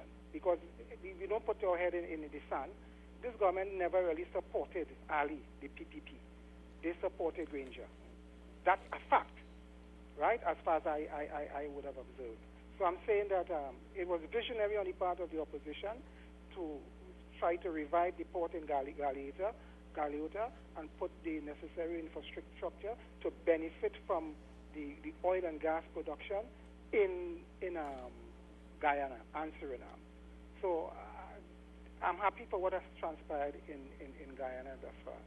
Thank you. Thank you. So we'll see how it goes. Indeed, democracy in Guyana was indeed put to test in the process, and although it ultimately prevailed, that is democracy, it is clear that there are weaknesses in the Guyana electoral system. Is it the same in Trinidad and Tobago? We don't know. Good day, good afternoon. Good afternoon, and this is P.A. Driver from Mali. And I'm going to buy a piece of chicken on 6th Avenue. It has some Indian people from India was making fried chicken, and it have no Indian working there again no more. And it's only Spanish. Spanish take over the country, and you have any idea the population of the Spanish? Well, maybe TNT people don't want to work. But boy, that was going to be delinquent. We don't want to work. We don't know nothing. We just want to be only one hand out and give me, and eat our food. And you have any idea what Spanish staff in this country right now? You have any slightest idea what staff in this country right now? It must have crossed 40,000 when I last checked. Hello. You talking 40,000? And here are over 100,000 Spanish in this country. Say what thing? Over 100,000 Spanish in this country. Yeah, anyway you go, you turn your back and see them, man. Well, there are so many illegal immigrants. And what the government has to do when the government coming forward, they are all have to do is pass something, send them back and empty the country. Because them coordinate this and they only set up murders in this country. Them have a lot to do with it, you know. And Have a blessed and pleasant day. Thank you, sir. Continue to call us in 636-7547.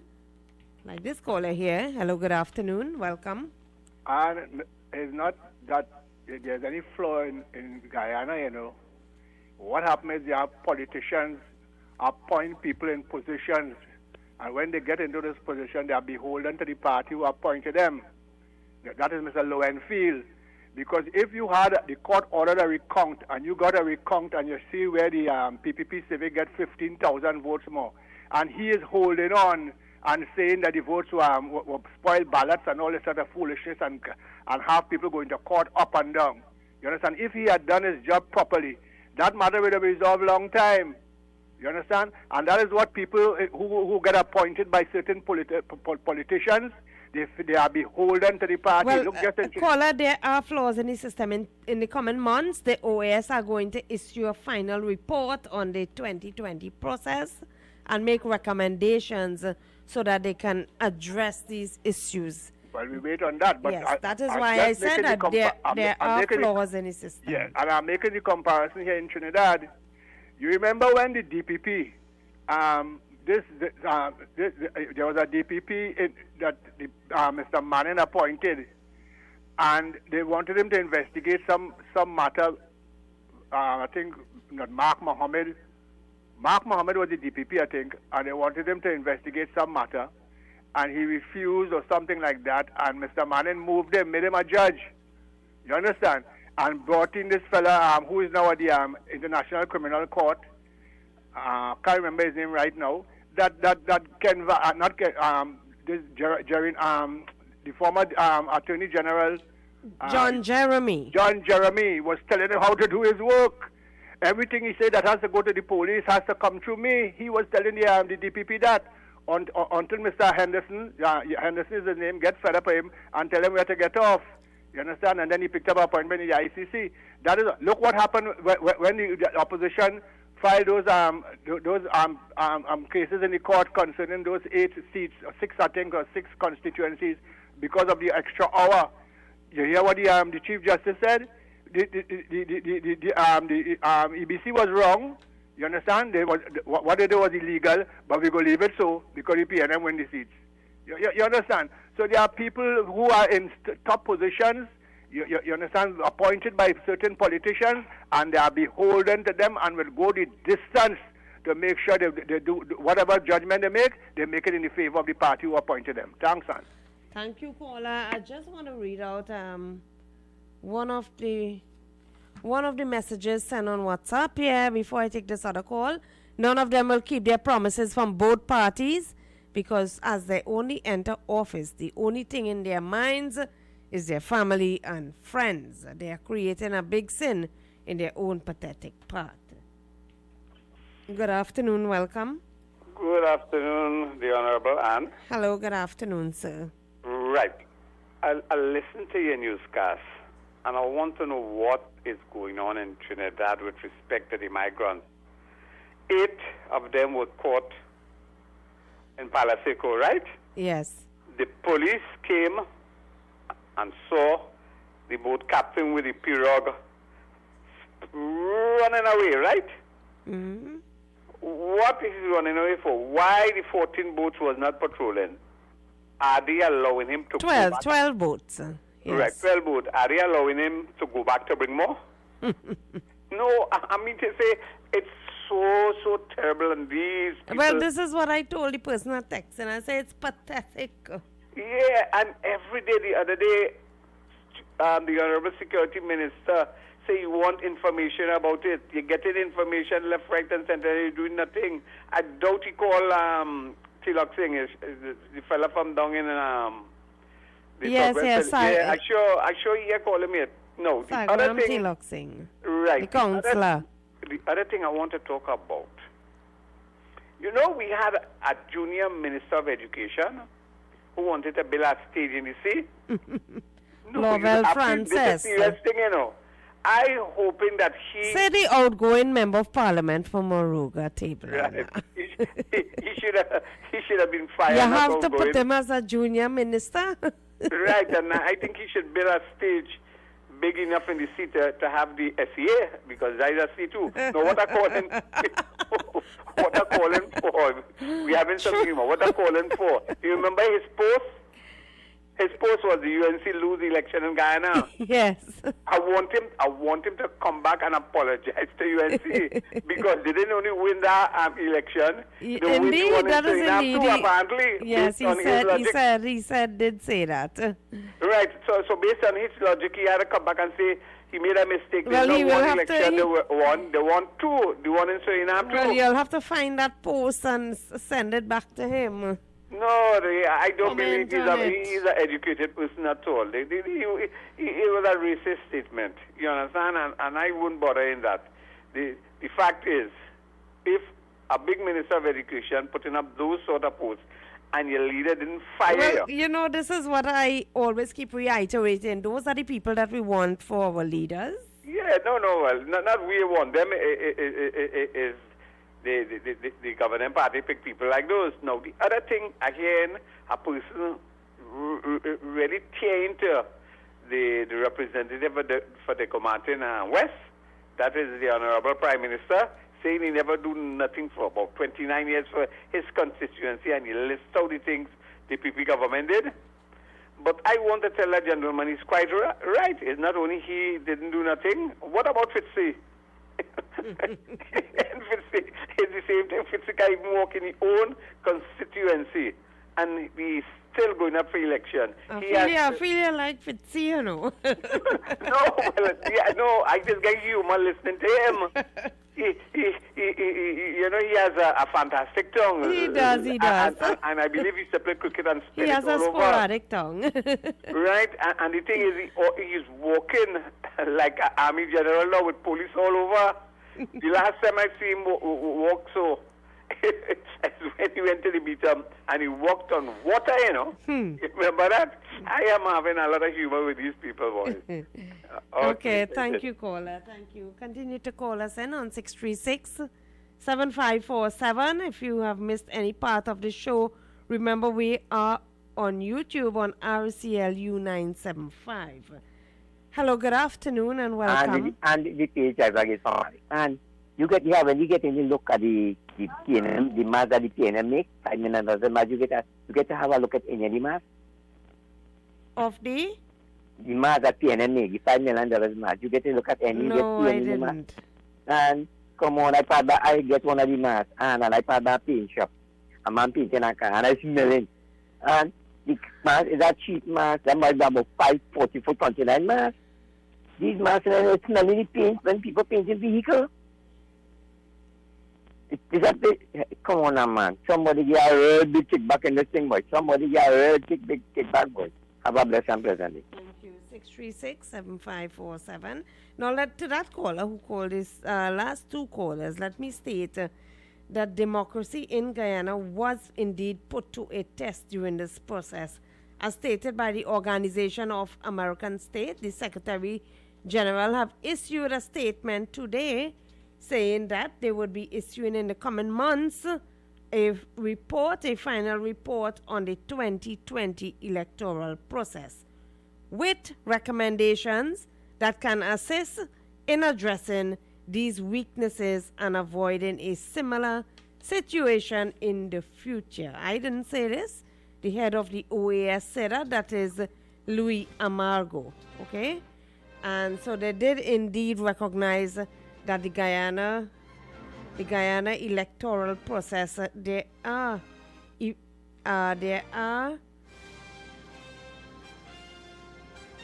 process was put to test, and there are ill effects in the electoral system. Now it's just 4:30. It's time for us to take a short commercial break, and when we come back, you can continue to call us in. Political announcement.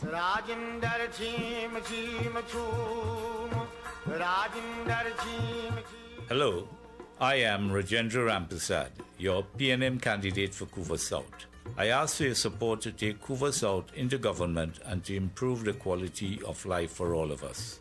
I have specific plans to create jobs, develop our youths, improve agriculture, infrastructure, and security. As a person born in Dow Village, California, and started my education at Esperanza Presbyterian School, I want to use my years of experience as a successful businessman and a resident of Couva South to partner with you to make our communities better. I have been listening to your complaints of non-representation in Couva South. It is time for a change. I ask for your vote on August the 10th. Vote Rajendra Rampersad, the right choice for a better Couva South. Vote PNM.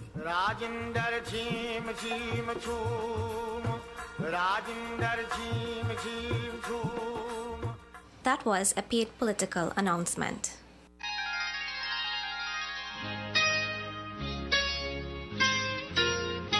This is Samaru Ramrup inviting you on a journey down memory lane with enchanting songs on the program Nightline. Mondays to Thursdays, 9 p.m. to 12 midnight. Let your heart sing along with the music on U975 FM, Hot Like Pepper, Multicultural Radio.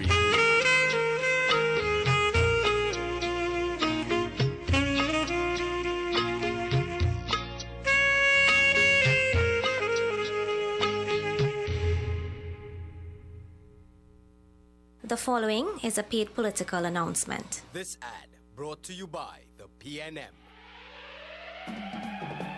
PNM is a PNM power. PNM, a positive healing power.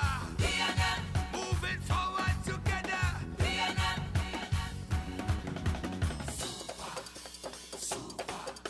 super. Red, springy water. Red, blessings from the higher. Red, the sweetness, yeah. Red, springy everywhere. Red, well your body's a hit. Red, don't you come to ice it. On August 10th, vote PNM. Great is the PNM. That was a paid political announcement. Greeted in the wonderful name of Jesus. My name is Bishop Kelvin Khan from Endurance Ministry International. Our new location is in Railway Road, Londonville. You can tune into 97.5 every Sunday morning from 6 a.m. till 8. Tell your nanny and your nana, Jesus is the answer. KY's Electrical Supplies Limited of Southern Main Road, Canupia. For all your plumbing and electrical supplies, water heaters, filters and water pumps. Plus all parts for Gould, Pentax and Leo pumps. Choose from leading brands such as Cooper, Varma, BT-Sino, Leviton and General Electric. Call 665-6954 for more information. KY's Electrical Supplies Limited of Southern Main Road, Canupia.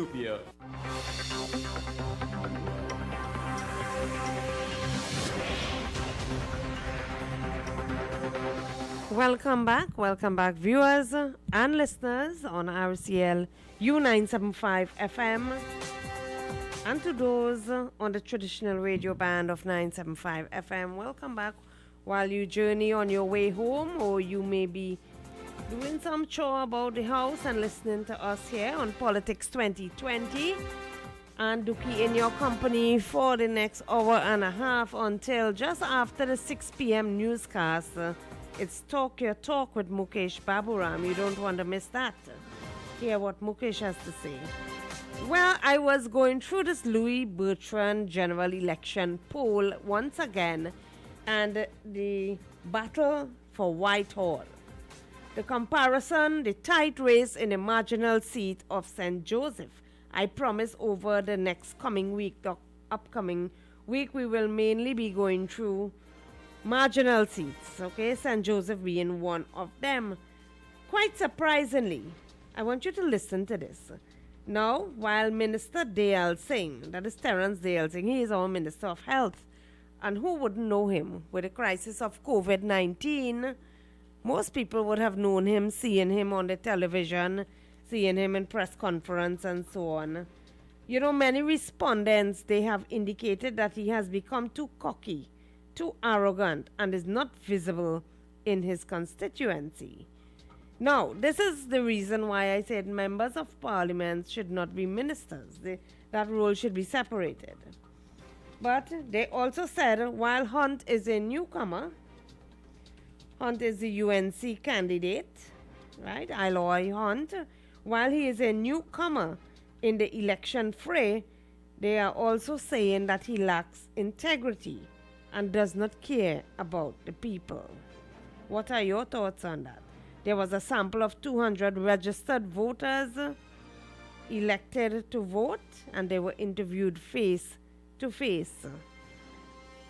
That is by Louis Bertrand General Election Poll. According to the poll, over the last 5 years, the People's National Movement had recorded a 40% good performance in the constituency, compared to the UNC 23%. However, 28% of the respondents felt the PNM had performed badly to the UNC 26%.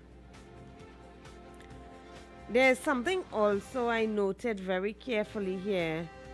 17% of the respondents for Mr. Terence Dayal Singh said he does nothing, serves no purpose. 25% of them say they don't see him. 16% said he's not doing a good job. And of course, their major issues are youth training and development, which scored the highest.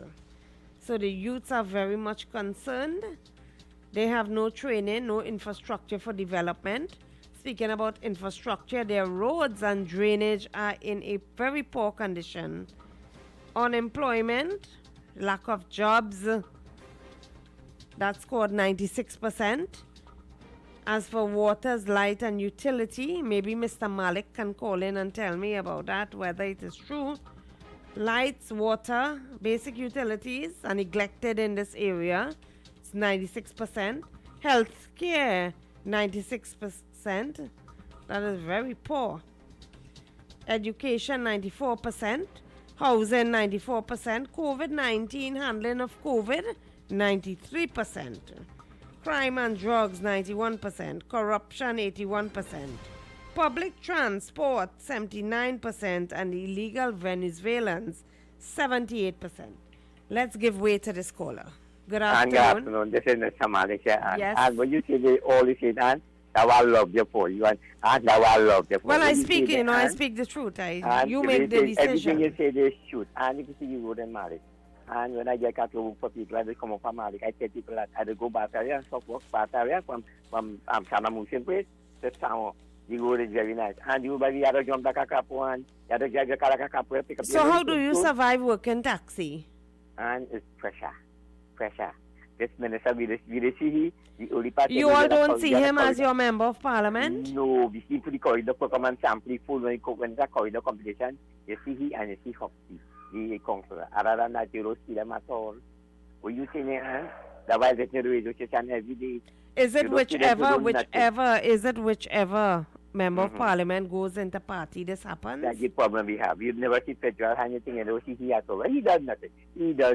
And this next one, he does nothing too. Nothing. What are the likelihood of the young people not coming out to vote? But apparently, real people, young people change the vote. Everybody going yellow, you know, and a set of young boy going yellow, you know. They are set of young boys in Mali who got the jersey. Boy, the same. They rather take a drink out of them not to work for setting. Them going for camera. The set of young boys that I know going for camera. I am seeing that 1/3 of the voters said that they are worse off today compared to 5 years ago. We worse off today, like 5 years ago. What it does? Just everybody. You would say that your life haven't improved? No way at all. I just get water once a week. Once a week I just get water. Which corporation will fulfill the flow of water for you? I think Sawa Laventille? Sawa Laventille Regional Corporation. Another time you also little water get free legal. Where you go do and you can't go fight them. They can't do thing and it is most corrupted thing right now. So do you have to pay for water? Apparently no. I just have to jump up and connect a pipe from my sister. And I get water once a week. So and you and Kenneth, I want Larry Sammy to call me. Larry Sammy, I'm a big brother. I come like a big brother. Have a blessed and pleasant day. Thank you, sir. Thank you for calling in. 636-7547. 2275739. You could also WhatsApp us your opinion on 378-4975. Now, Mr. Aloy Hunt, being the new candidate for the United National Congress, 12% of the people interviewed said he doesn't care about helping the people. 34% said they don't know. And the other 25% said they don't know. Now remember, Mr. Aloy Hunt is the new candidate there on behalf of the UNC. 29% of the voters find him favorable. That is Hunt. I'm speaking about Hunt. And they were asked the question, have you ever heard about this person in your constituency? That is Aloy Hunt. 63% of them said yes. As for Terrence Dale Singh, 93% of them said yes, but of course, Mr. Dale Singh is the Minister of Health. In terms of favorability, Dale Singh scored 50%, while Hunt scored 29%. So Dale Singh has a 4% difference. Remember, there's a 4% difference in the polls. In outlining the candidate's shortcomings and respondents, their main complaint is that Dale Singh is not visible. He's not visible. I think all voters like to see their member of parliament, which is why I keep reiterating the fact that members of parliament should not be ministers. And I'm going to have you one more time. After this COVID season here, you're hearing, right? Yes. And I get no groceries, and I cannot work anymore. I'm a diabetic. You didn't get a food card? I get no food card. You didn't apply? Did you go to your MP office? I go to the MP's office, I apply, I never get no food card. But let me tell you something. What did they say to you? Well, up to now, I never get no call. But let me tell you something. See Larry Sammy? I want the Lord to bless Larry Sammy 100-fold. Larry Sammy live quite in her hand and bring some groceries for me. And Larry Sammy, we God will bless Larry Sammy. Through this radio station, I get to know Larry. And God will bless him. Because Larry lives quite in her hand and bring some groceries to me in Mali. And right now, I don't have no groceries in my home. I have to corn beef and rice. And you have a blessed and pleasant day. Thank you for calling, sir. 636-7547. It's just about 15 minutes before the top of the hour, before I take the next commercial break. You have just about 2 minutes to call in again if you want to get in and be part of the program. Or 378-4975. Now, what amazes me about this poll and the people interviewed in that would be the marginal seat of St. Joseph is how many people they see that their member of parliament is not doing a good job.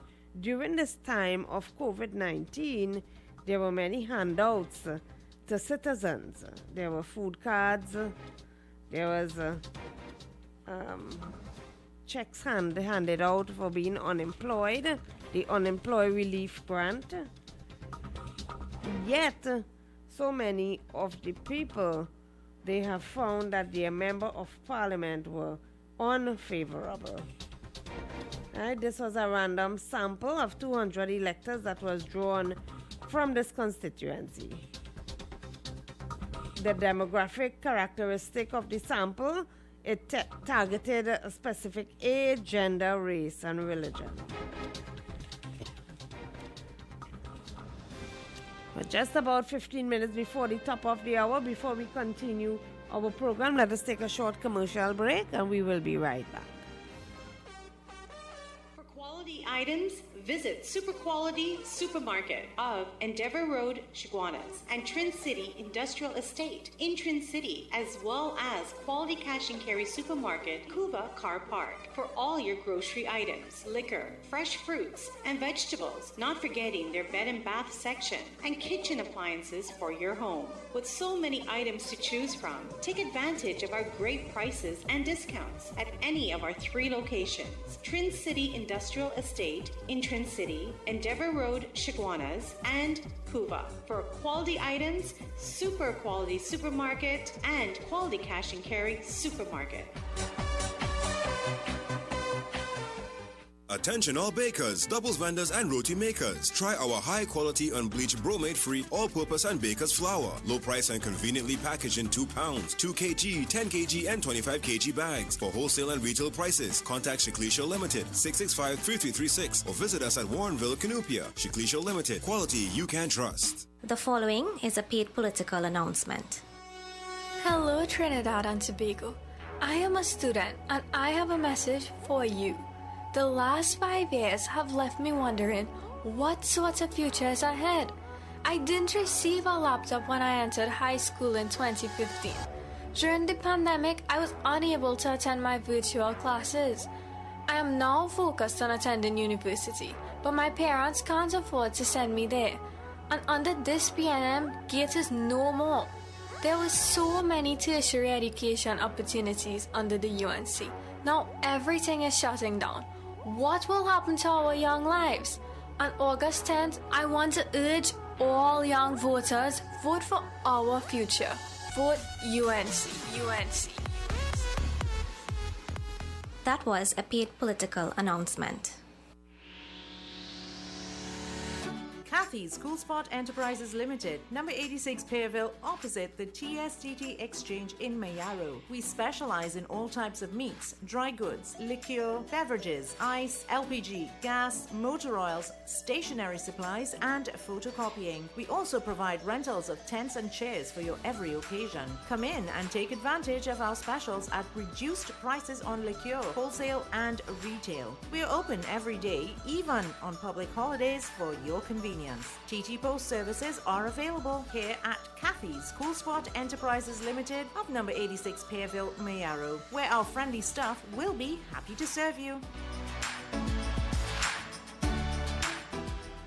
KY's Electrical Supplies Limited of Southern Main Road, Canoopia, for all your plumbing and electrical supplies, water heaters, filters and water pumps, plus all parts for Gould, Pentax and Leo pumps. Choose from leading brands such as Cooper, Varma, BT-Sino, Leviton and General Electric. Call 665-6954 for more information. KY's Electrical Supplies Limited of Southern Main Road, Canoopia. The following is a paid political announcement. This ad brought to you by the PNM. Vote for the love of we country. We go vote to protect the treasury. Vote is only Dr. Rowley, the right choice for TNT. And that's super. Red, springy water. Red, blessings from the higher. Red, the sweetness, yeah. Red, sprinkle everywhere. Red, where your body's ahead. Red, what you Dr. I said. On August 10th, vote PNM. Great is the PNM. That was a paid political announcement. The following is a paid political announcement.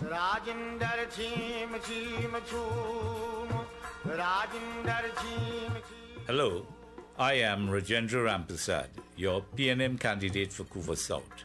I ask for your support to take Couva South into government and to improve the quality of life for all of us. I have specific plans to create jobs, develop our youths, improve agriculture, infrastructure, and security.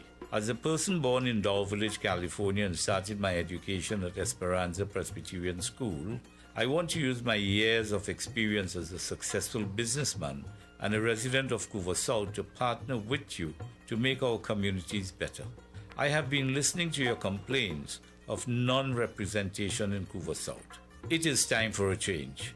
I ask for your vote on August the 10th. Vote Rajendra Rampersad, the right choice for a better Couva South. Vote PNM.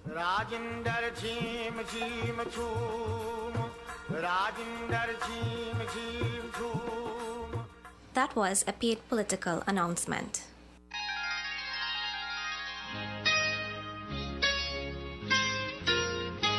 This is Samaru Ramru inviting you on a journey down memory lane with enchanting songs on the program Nightline. Mondays through Thursdays, 9 p.m. to 12 midnight. Let your heart sing along with the music on U975 FM, Hot Like Pepper, Multicultural Radio.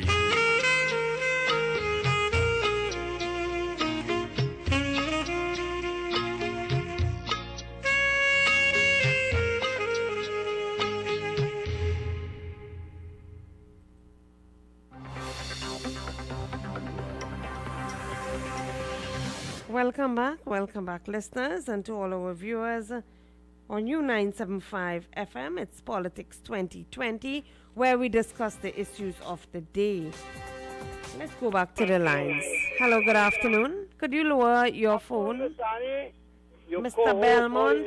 I'm calling from Belmont. Yes, Mr. Belmont. Now, I was hearing, a particular two people, Mr. Eric and Barataria, and,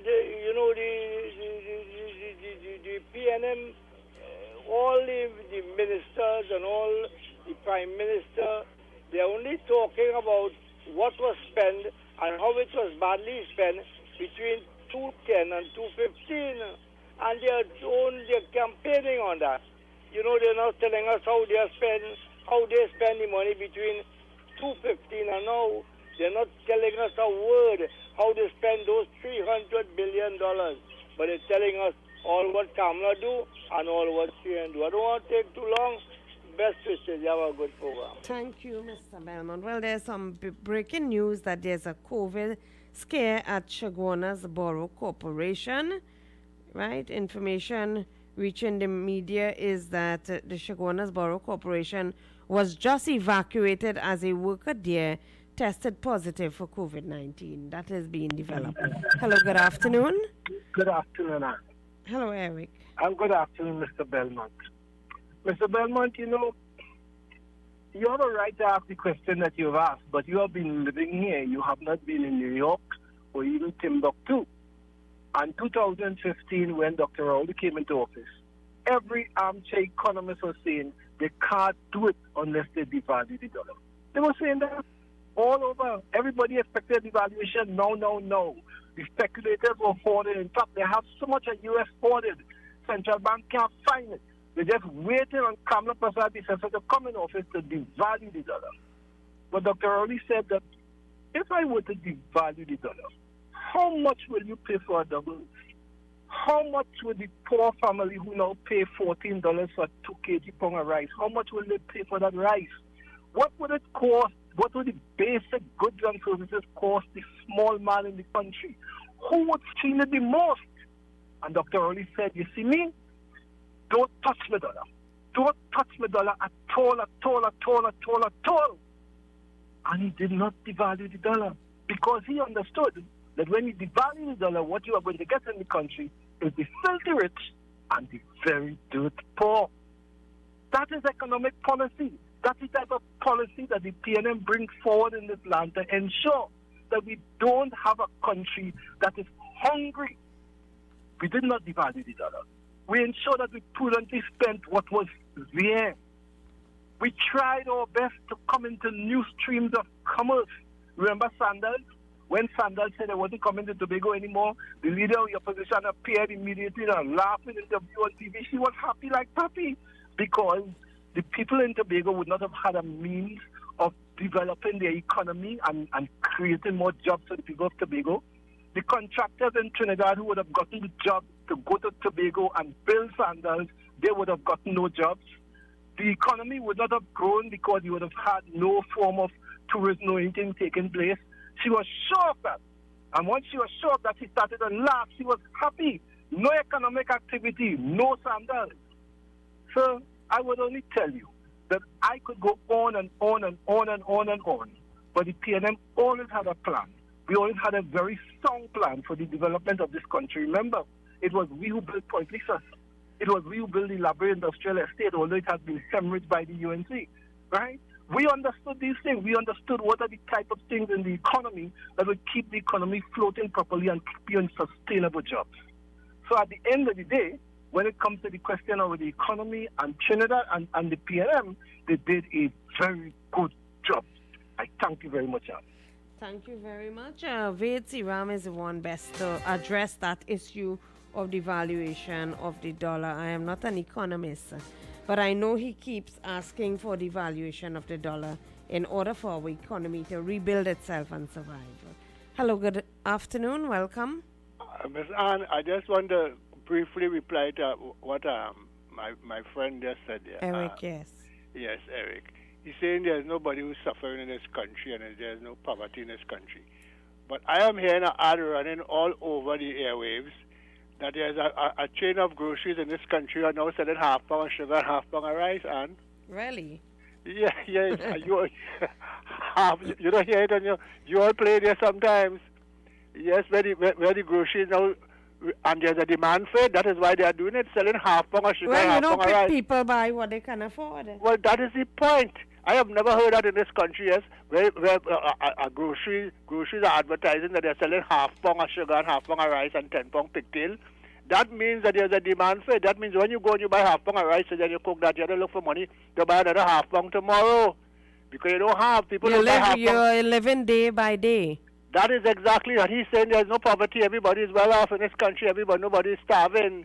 You have the poor class and you have the middle class. Exactly. And what would happen if the economy continue as it is? It will eliminate the middle class. But during the period 2010 to 2015, I never hear no grocery advertise no half pound of sugar, half pound of rice. Never heard it. I'm hearing it today. Thank you. Thank you, sir. We lost some calls there during that. Caller, continue to call us in 636-7547, 227-5739, where your voices can be heard.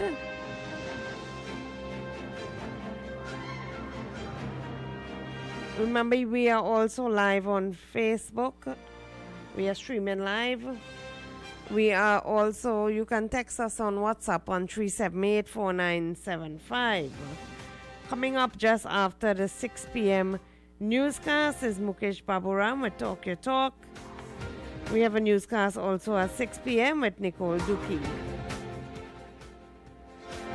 Just 2 minutes before the top of the hour. Now, I was consulting someone about these this NIBTT cash funds. I have to bring an expert to speak on this in studio.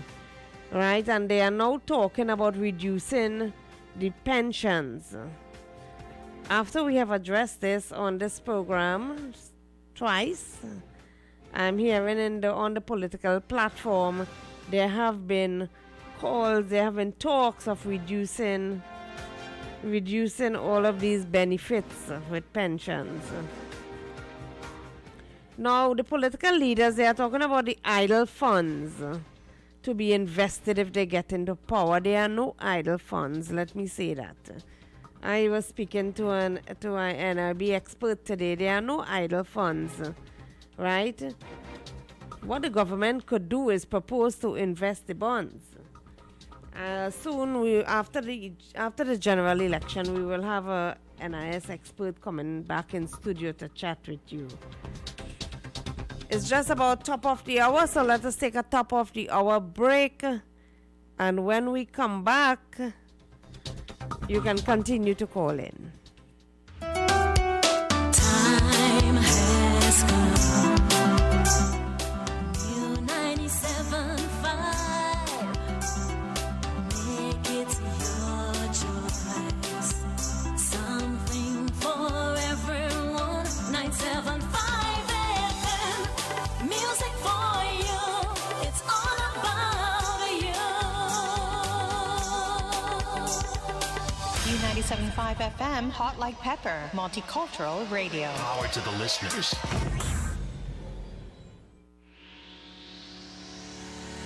Kathy's School Spot Enterprises Limited, number 86 Pearville, opposite the TSTT Exchange in Mayaro. We specialize in all types of meats, dry goods, liquor, beverages, ice, LPG, gas, motor oils, stationery supplies, and photocopying. We also provide rentals of tents and chairs for your every occasion. Come in and take advantage of our specials at reduced prices on liquor, wholesale, and retail. We are open every day, even on public holidays, for your convenience. convenience. TT Post services are available here at Kathy's Cool Spot Enterprises Limited of number 86 Pearville, Mayaro, where our friendly staff will be happy to serve you. KY's Electrical Supplies Limited of Southern Main Road, Canupia, for all your plumbing and electrical supplies, water heaters, filters, and water pumps, plus all parts for Gould, Pentax, and Leo pumps. Choose from leading brands such as Cooper, Varma, BTCino, Leviton, and General Electric. Call 665-6954 for more information. KY's Electrical Supplies Limited of Southern Main Road, Canupia. The following is a paid political announcement. Hello, Trinidad and Tobago. I am a student and I have a message for you. The last 5 years have left me wondering what sort of future is ahead. I didn't receive a laptop when I entered high school in 2015. During the pandemic, I was unable to attend my virtual classes. I am now focused on attending university, but my parents can't afford to send me there. And under this PNM, GATE is no more. There were so many tertiary education opportunities under the UNC. Now everything is shutting down. What will happen to our young lives? On August 10th, I want to urge all young voters, vote for our future. Vote UNC. UNC. That was a paid political announcement. The following is a paid political announcement.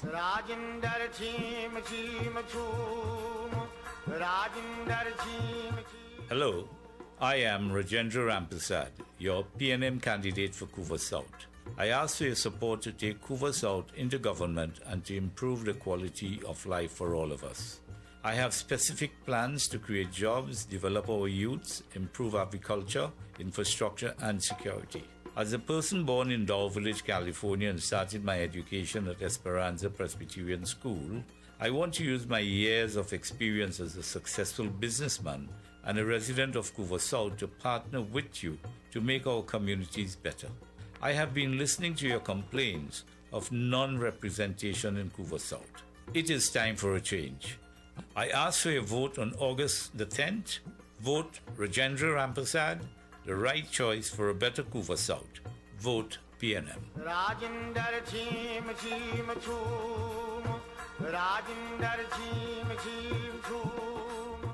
That was a paid political announcement.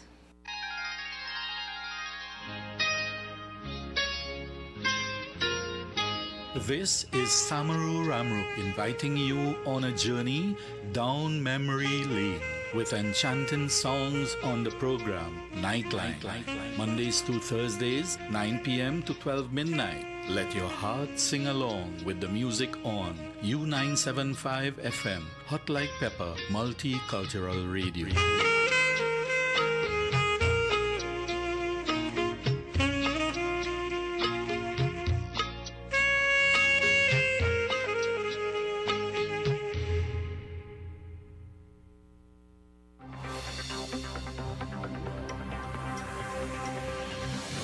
Welcome back, listeners. Welcome back to Politics 2020 on U975 FM, Hot Like Pepper, Multicultural Radio. We have on the line with us Mr. Gavin Hira, former head of the National Operations Center. Good afternoon, Mr. Hira. Hi, good afternoon, Anne, and good afternoon to our team in studio and the listening public. Yes, I was reading your article you wrote on transformational leadership and transactional leadership. I would like you, if you can explain to our listeners out there a bit about this. Sure. Well, the article was written based on a series of research that I'm presently engaged in at the MBA level as a senior lecturer in the MBA system. Mm-hmm. And the concept and discussions of leadership will surface ever so often. Actually, it's the ideal thought process of many of the students who are engaging in their dissertations. But from a realistic aspect, it was necessary to continue the research along the lines of the type of leadership that we as a citizenship and as a citizenry tend to demand. We need to start demanding a certain element of leadership amongst our leaders and the decision makers. Transformational leadership is the type of leader that would be transformational in his or her mindset and in his or her thinking. It would be people-centered, involved in development, involved in expansion, involved in that sort of moving a system, an organization, a ministry, a government, a country from one level to the next. You enter into office, you enter into assuming your position with that intention. Transactional, which is good in its own sense, in its own sector, but deals specific more with the project. It's not so much about the people, so it's very project related and it's very transactions, all about the business, not so much about the people. And what we are seeing is that there's a change in the environment now where the people are demanding representation. The people are demanding recognition. And the transformational leader represents and recognizes their people. It is not so much about getting the projects finished or the infrastructural development or the expansion or the investment. It's about taking care of the people, after which your people will take care of your project. Which is why we have leaders who go out there, they campaign, and at the end of the day, when they hold offices, they don't care about the people. They complain. Well, I'm looking at all the polls I'm looking at, and one of their main to be one of the main concerns is that they don't see their member of parliament. Exactly. They see them when it's time for politicking, but they don't see them when it's time for representation. For performance. And therefore, yeah, exactly. And I think we need to start measuring our performance by presence and representation. We need to demand this. That is what Exactly. you are saying. Yeah, exactly. We are employing the administrators. We are employing the government of the day, and we as the employers need to demand that representation. You cannot be, at one time we are very important because you need the vote. It must be you are very important because we want to see about your interests, and we want to make sure that the services that you need for your basic survival in country is delivered. Right. Moving on to other issues, Mr. Hira, you're former head of the National Operations Center. Do you have an opinion on the floods that Greenville have experienced? Well, I was out of office when the Greenville floods first happened. Yes. And we knew that it was a high-risk area after what we saw when the first set of floods took place. And it would have been expected that there would have been some sort of remedial work or some sort of measurement of systems and mechanisms that have been put in place as to alleviate a reoccurrence. I'm not too sure to the extent of the nature of damage that would have incurred this time, but it was very, very important that, in the military, there's something known as an after-action report, which is a thorough evaluation and analysis is conducted after an incident or situation. And from your after-action report, you can dictate or determine the lessons learned so that it cannot be repeated, it won't be repeated, and it puts things in place to avoid a repetition of any occurrences and any aspect of safety and security. So I'm not sure what would have taken place or what has taken place because yet still I'm void of the extent of damage that would have been experienced. Of course, but besides Greenville, do you think Trinidad and Tobago, we are prepared for a disaster as such in terms of hurricanes? To be quite truthful, Trinidad and Tobago is in a very good place regarding preparations. What we still lack to some extent is coordination, getting everyone to work in that sort of coordinated effect. We see the Commissioner of Police, for instance, making a serious attempt to kind of pull all of the organizations together to work in that synergized sort of national coordination, but sometimes, it's like he's left alone to do that. We still have people operating in silos. What we have to understand is that one of the key concepts of successability in a natural correction, in a national sort of situation, and we call it situation of crisis, is the concept of coordination, being able to work together to coordinate and maximize the utilization of our assets and resources, including personnel, including the citizen, including how we utilize the system so that we get a situational awareness, understanding of what is taking place out there, make informed decisions, and deploy your assets and resources to deal with those issues. So we are still in a kind of learning curve with that, to be quite truthful, but I think with the various state agencies that we have in place, we can again address that with some detail to ensure that we have a national coordination and that we have units and systems and agencies working together for the common good. You are a senior lecturer and researcher, I understand, at Ruskin University. Do you continue to transform in this area, in like National Operations Center? You have any contact with them to advise them? No. I have no contact. Okay. You have to understand, sometimes when you hold offices of that nature and you move on, because of security classifications and stuff, Right. There's something called an NDA, a non-disclosure agreement, where you can speak or you can't speak on certain issues. Okay. But no, I have not been linked as to offer any advice. What I continue to do is a lot of research as an organizational transformation expert, a lot of research regarding, the aspect of the Masters in Business Administration, dealing with other universities, doing some speaking engagements. But as a Homeland Security expert, I've continued to do my research internationally, and from my position, I've assisted a series of teams in geopolitical analysis, dealing with international issues. Of course. Mr. Hira, apart from these articles that you have written, is there any way our listeners, where they can get access to what you have written? Is it on Facebook or anywhere? It's on Facebook on my page, which is more like an official page that presents most of my research, and through LinkedIn. And of course, they can probably, I think The Guardian is what features most of the articles. Yes. They can also be there if they want to kind of do some research in the archives. But I'm always available to speak. I'm always available to lend my opinion, offer my advice. I mean, it's to the recipient to use it. But it has not stopped me nor deterred me as an expert and as an individual, and as a common good to society. If you have something that you can offer that can be a meaningful solution, you do that. Well, thank you for your time. Sure. And Thank you it's been a for your pleasure. time, and I will continue to advise our listeners where they can access these articles that you have written, because I do read them. Sure, not a problem, and Okay. we congratulate you for the great work that you're doing and the media house, and to continue your strive for excellence. And again, it's a volatile environment outside there now, but be safe and ensure that we adhere to all of the protocols. Thanks for your time, Mr. Hira. It's been a pleasure. Good evening. Good evening. That is Gavin Hira, attached to Homeland Security, former head of the National Operations Center for Trinidad and Tobago. He is a lecturer at Gavin, senior lecturer and researcher at Anglia Ruskin University in the UK, okay? Former head of the National Operations Center. Speaking to us on transformational politics, as well as how prepared we are for a disaster in this country.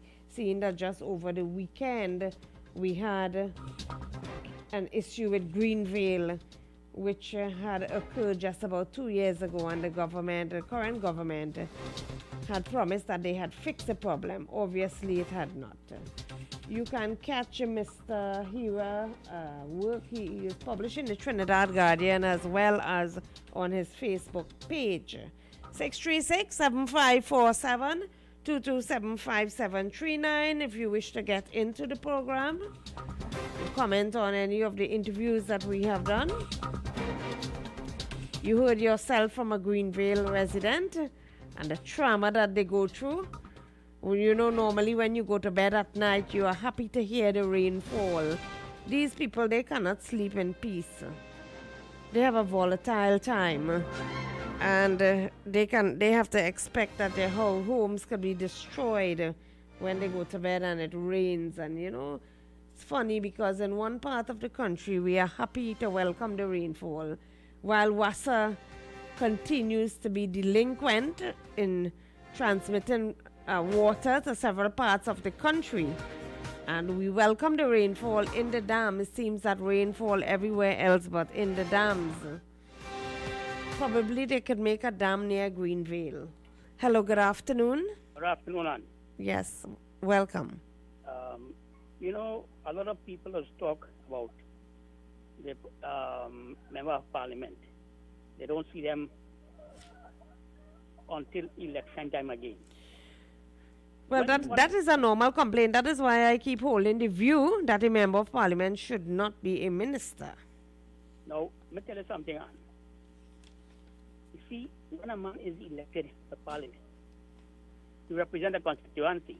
Yeah, of course.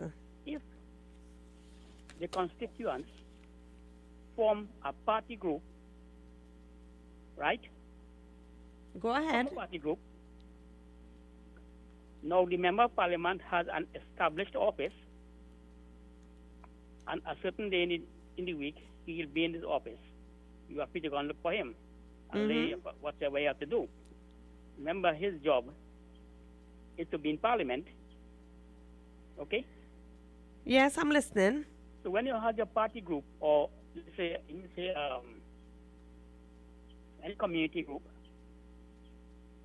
you as a constituent, you are supposed to invite a member of parliament and lay your complaints to him or go into his office. He don't have a time to come to you every day or every week. He is there to represent you, and you are there. He has an established office, and times and days you can go to him. But a lot of us... Well, our member of parliament are supposed to have certain days allotted to the residents. That is obvious. But sometimes if you're a minister, right, they can't find time to see you, the public. Yeah, I understand what you are saying. But look at Jack Warner, for example. He found time to do his ministerial work as well as see constituents not only from Chaguanas West, from throughout the country. I understand what you are saying, but what I'm trying to tell you... But not everybody is Warner. Definitely. Definitely. You see, when you put somebody there to represent you, you, the constituents, have to make sure to represent you by going and check on him in his office on established days. Don't wait on him to come to you. He has his work to do. He was put there to represent you. He has a work to do. That's why he established an office and give you days when you can meet him. But a lot of us doesn't even know where the office of an MP is. Even over, they doesn't know who your councillor is. You know why? They don't even go to vote, or they don't even go to a meeting to know who is who. Who is your member of parliament? Rodney Charles. And if I tell you something, I am proud to be represented by Mr. Rodney Charles. Okay? Go ahead. I am proud to represent Mr. Rodney Charles because he is a true representative. Thank you very much. Thank you, sir. 636-7547, 227-5739. You can call in or text in on 378-4975 if you have a comment to make. Hello, good day. Hi, good afternoon. Afternoon. Good afternoon. Yes, you know, one thing I could tell you, you see, when Ramesh Lawrence Maharaj was the member of Hoover South, he was also the Attorney General.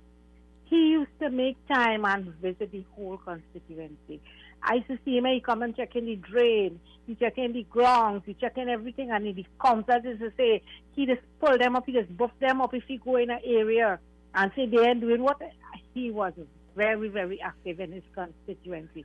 Even when he went to Tabaki, people tell me how he was same way. The people of Hoover South wanted them back, but he well, went not and, everybody could be a Ramesh Lawrence Maharaj no, or what Jack I'm trying to Warner, tell you you know. too, no, what the point I'm making, he also had an office, Attorney General.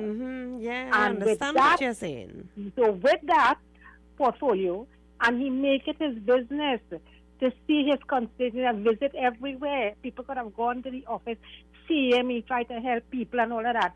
So they could do it if they want to, Miss Ann. They could do it. These members could do it. But it just distance themselves. They only want to see people once every 5 years, and they're done with that when they reach there. Thank you. Thank you. 636-7547, 227-5739. If you have missed the interview with Gavin Hira, former head of the National Operations Center, currently at Homeland Security, you can catch it on RCL U975. Okay, it will be there, published, and you can catch that interview there. Very important interview. Hello, good day. Good evening, Miss Anne. Hello. I thought didn't you call left. I thought you left the country. No, I didn't touch base with her yesterday, but I hear somebody tell me I mention my name. I come like Miss what's your name again? Miss lady from Madras Village. Oh, you're Yeah, disappearing. she appeared. I think she called She me. I think, reappeared. Yeah, she reappeared. Yeah, I'm sure she she's said she wasn't listening. getting in.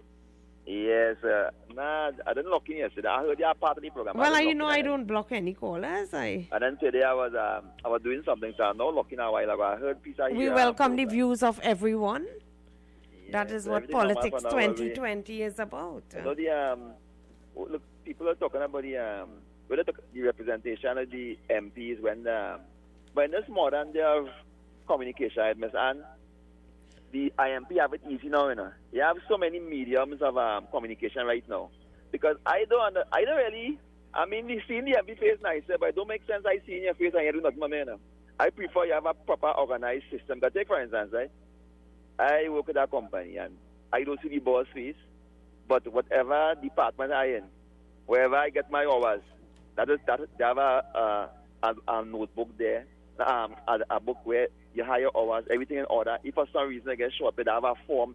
They have systems in place. MP, once you have systems in place, right, you have a proper working email address, phone number, you have a proper operating secretary, message come to them, you have a feedback, depending on the person is capable of like following a form or so, you have somebody to pay them a visit.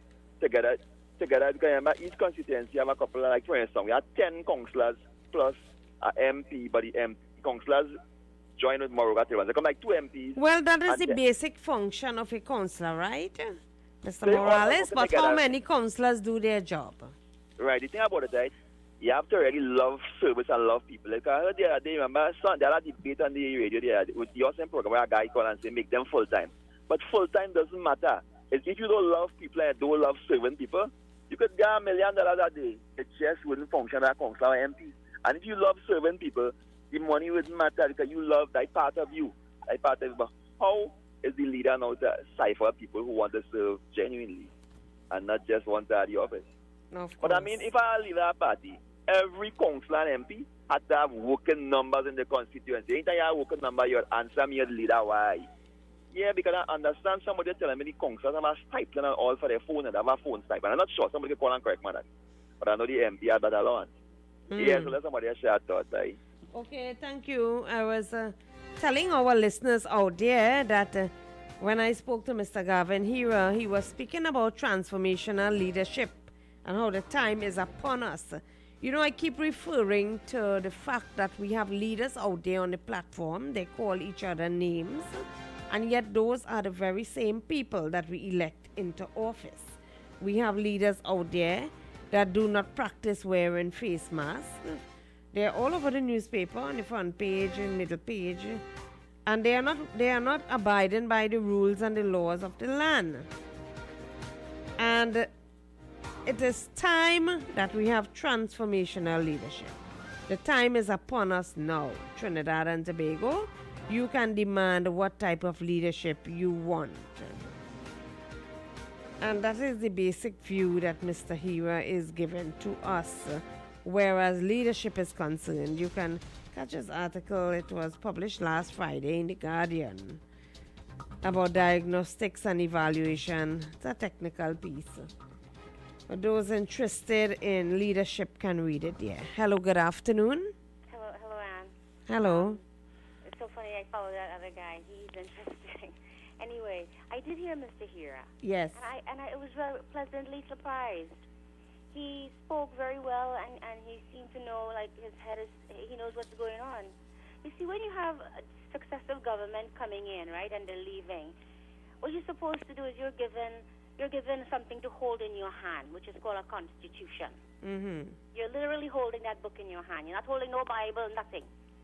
You could hold the Bible in your next hand or the Gita in the next hand, but you're going to hold our constitution. And you carry that through. That administration should be picking up all the projects that were working for infrastructure to the community, working with regional cooperation, working with all entities that help build a country. We call them the building blocks. And you know what they should do? they should follow through on that constitution. And if they see how people are hurting, say how people look economically, we took a downturn for COVID and now we're really struggling. What the government should be doing now is paying attention to the most.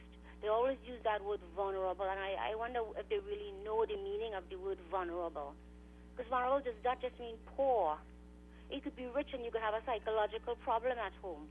You're vulnerable too because of your age and your gender and your sexual orientation. You're vulnerable in this country. And Anne just said, I'm going to pick her back. So when a new government comes in, they keep building on it, and we build and we get better and better till we become such a great place that we all and our future generation will be happy. But Anne said something interesting earlier. She said, I'm trying to recall. I think you said something about the people that you have to decide. You have to decide. You put them there. All you listening, I know a lot of people listen to this radio, and I want to tell you something. You don't call because you don't feel like you could speak well on the radio. Or you get nervous if you get on the radio. And maybe somebody might insult you on the radio and make you feel bad, you know? Because that's what they do. We call them bullies. Our Prime Minister behaves like that sometimes.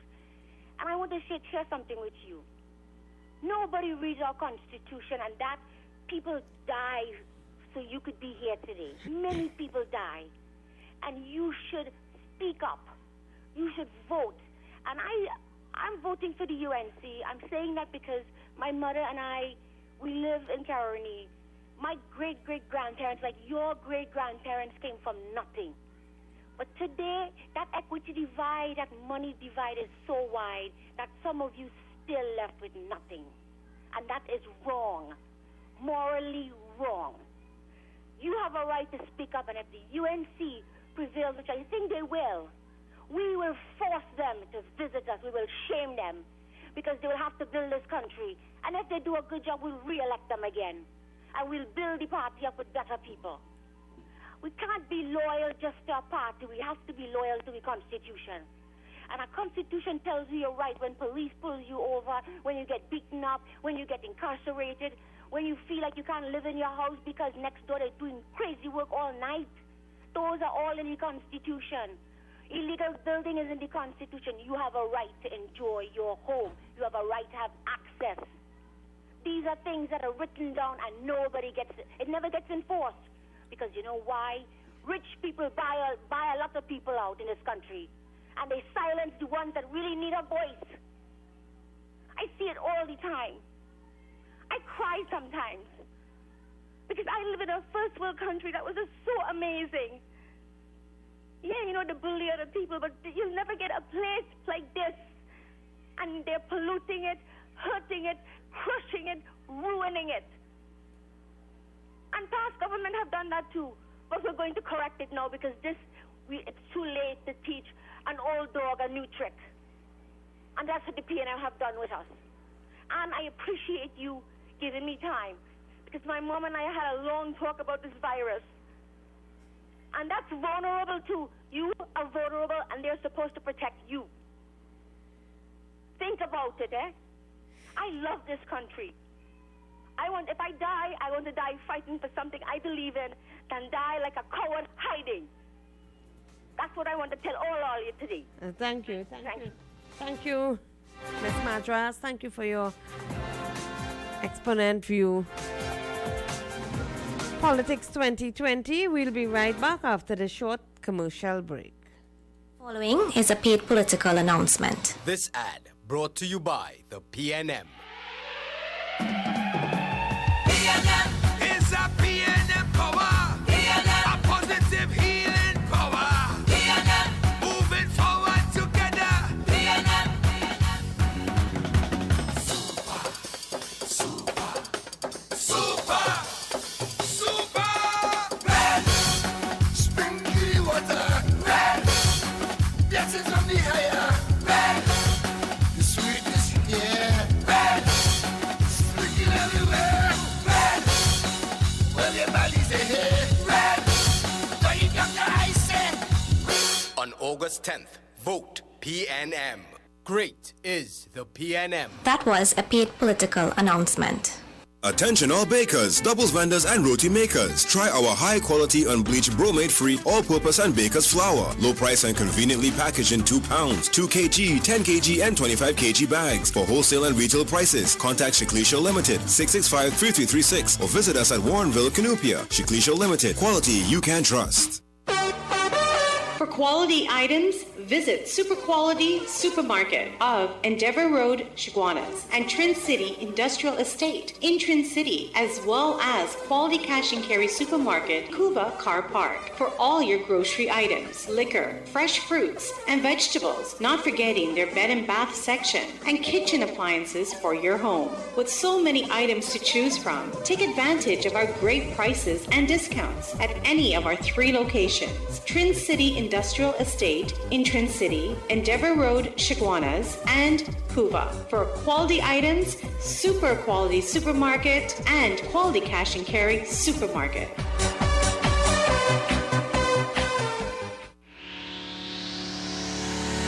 Kathy's Cool Spot Enterprises Limited, number 86 Pearville, opposite the TSTT Exchange in Mayaro. We specialize in all types of meats, dry goods, liqueur, beverages, ice, LPG, gas, motor oils, stationery supplies, and photocopying. We also provide rentals of tents and chairs for your every occasion. Come in and take advantage of our specials at reduced prices on liqueur, wholesale and retail. We are open every day, even on public holidays, for your convenience. TT Post services are available here at Kathy's Cool Spot Enterprises Limited of number 86 Pearville, Mayaro, where our friendly staff will be happy to serve you.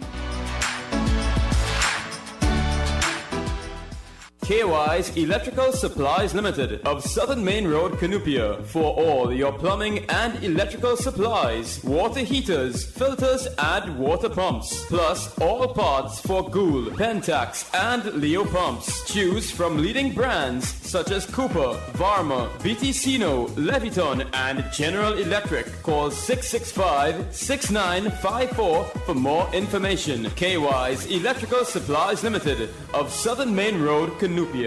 I have journeyed. Greeted in the wonderful name of Jesus, my name is Bishop Kelvin Khan from Endurance Ministry International. Our new location is in Railway Road, Londonville. You can tune into 97.5 every Sunday morning from 6 a.m. till 8. Tell your nanny and your nana, Jesus is the answer. My faith.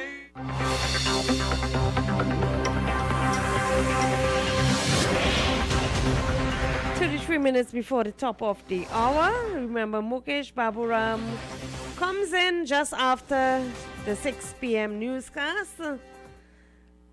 Let's hear what this caller have to say. Hello, good afternoon.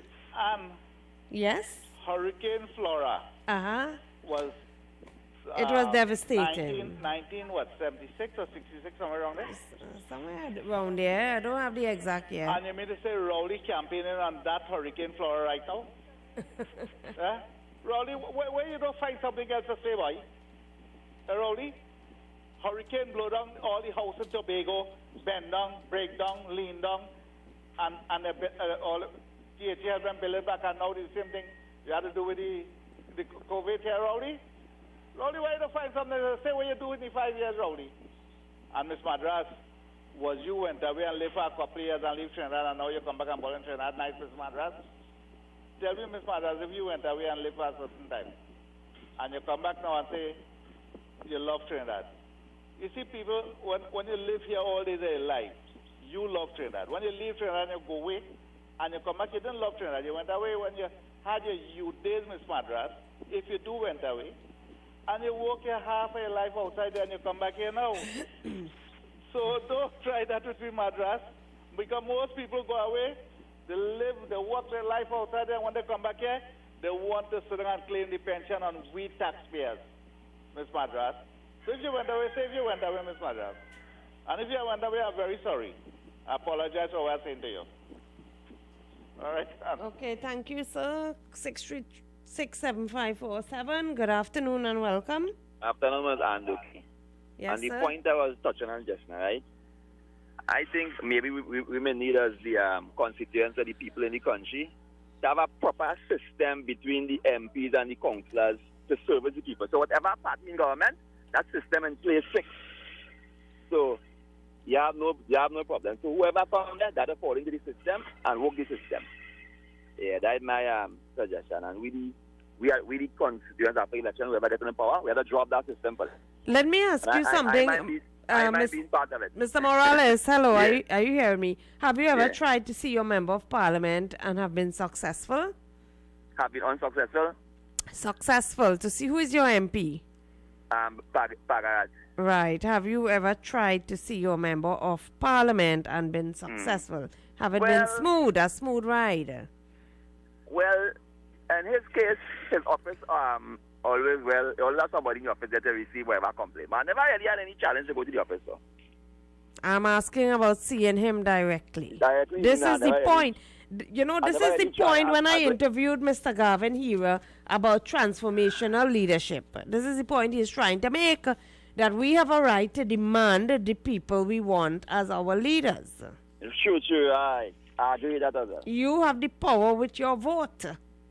Not always, never, because I hear the Prime Minister and other Prime Minister say one night it was, he said PNM have no safe seat because they get voted to the Chichi.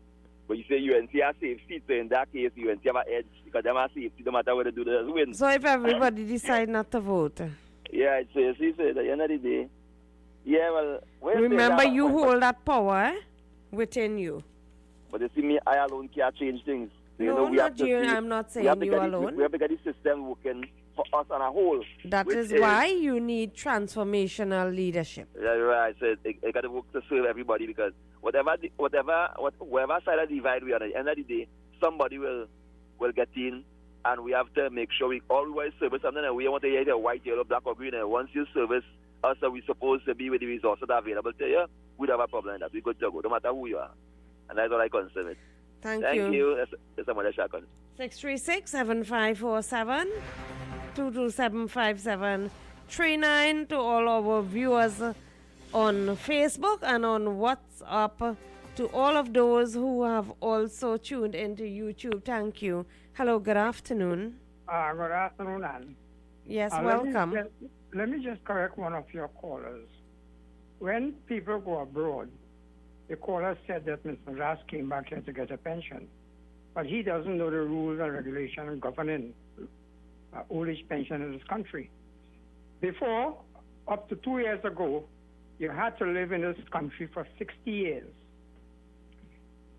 of which the last 20 must be lived here.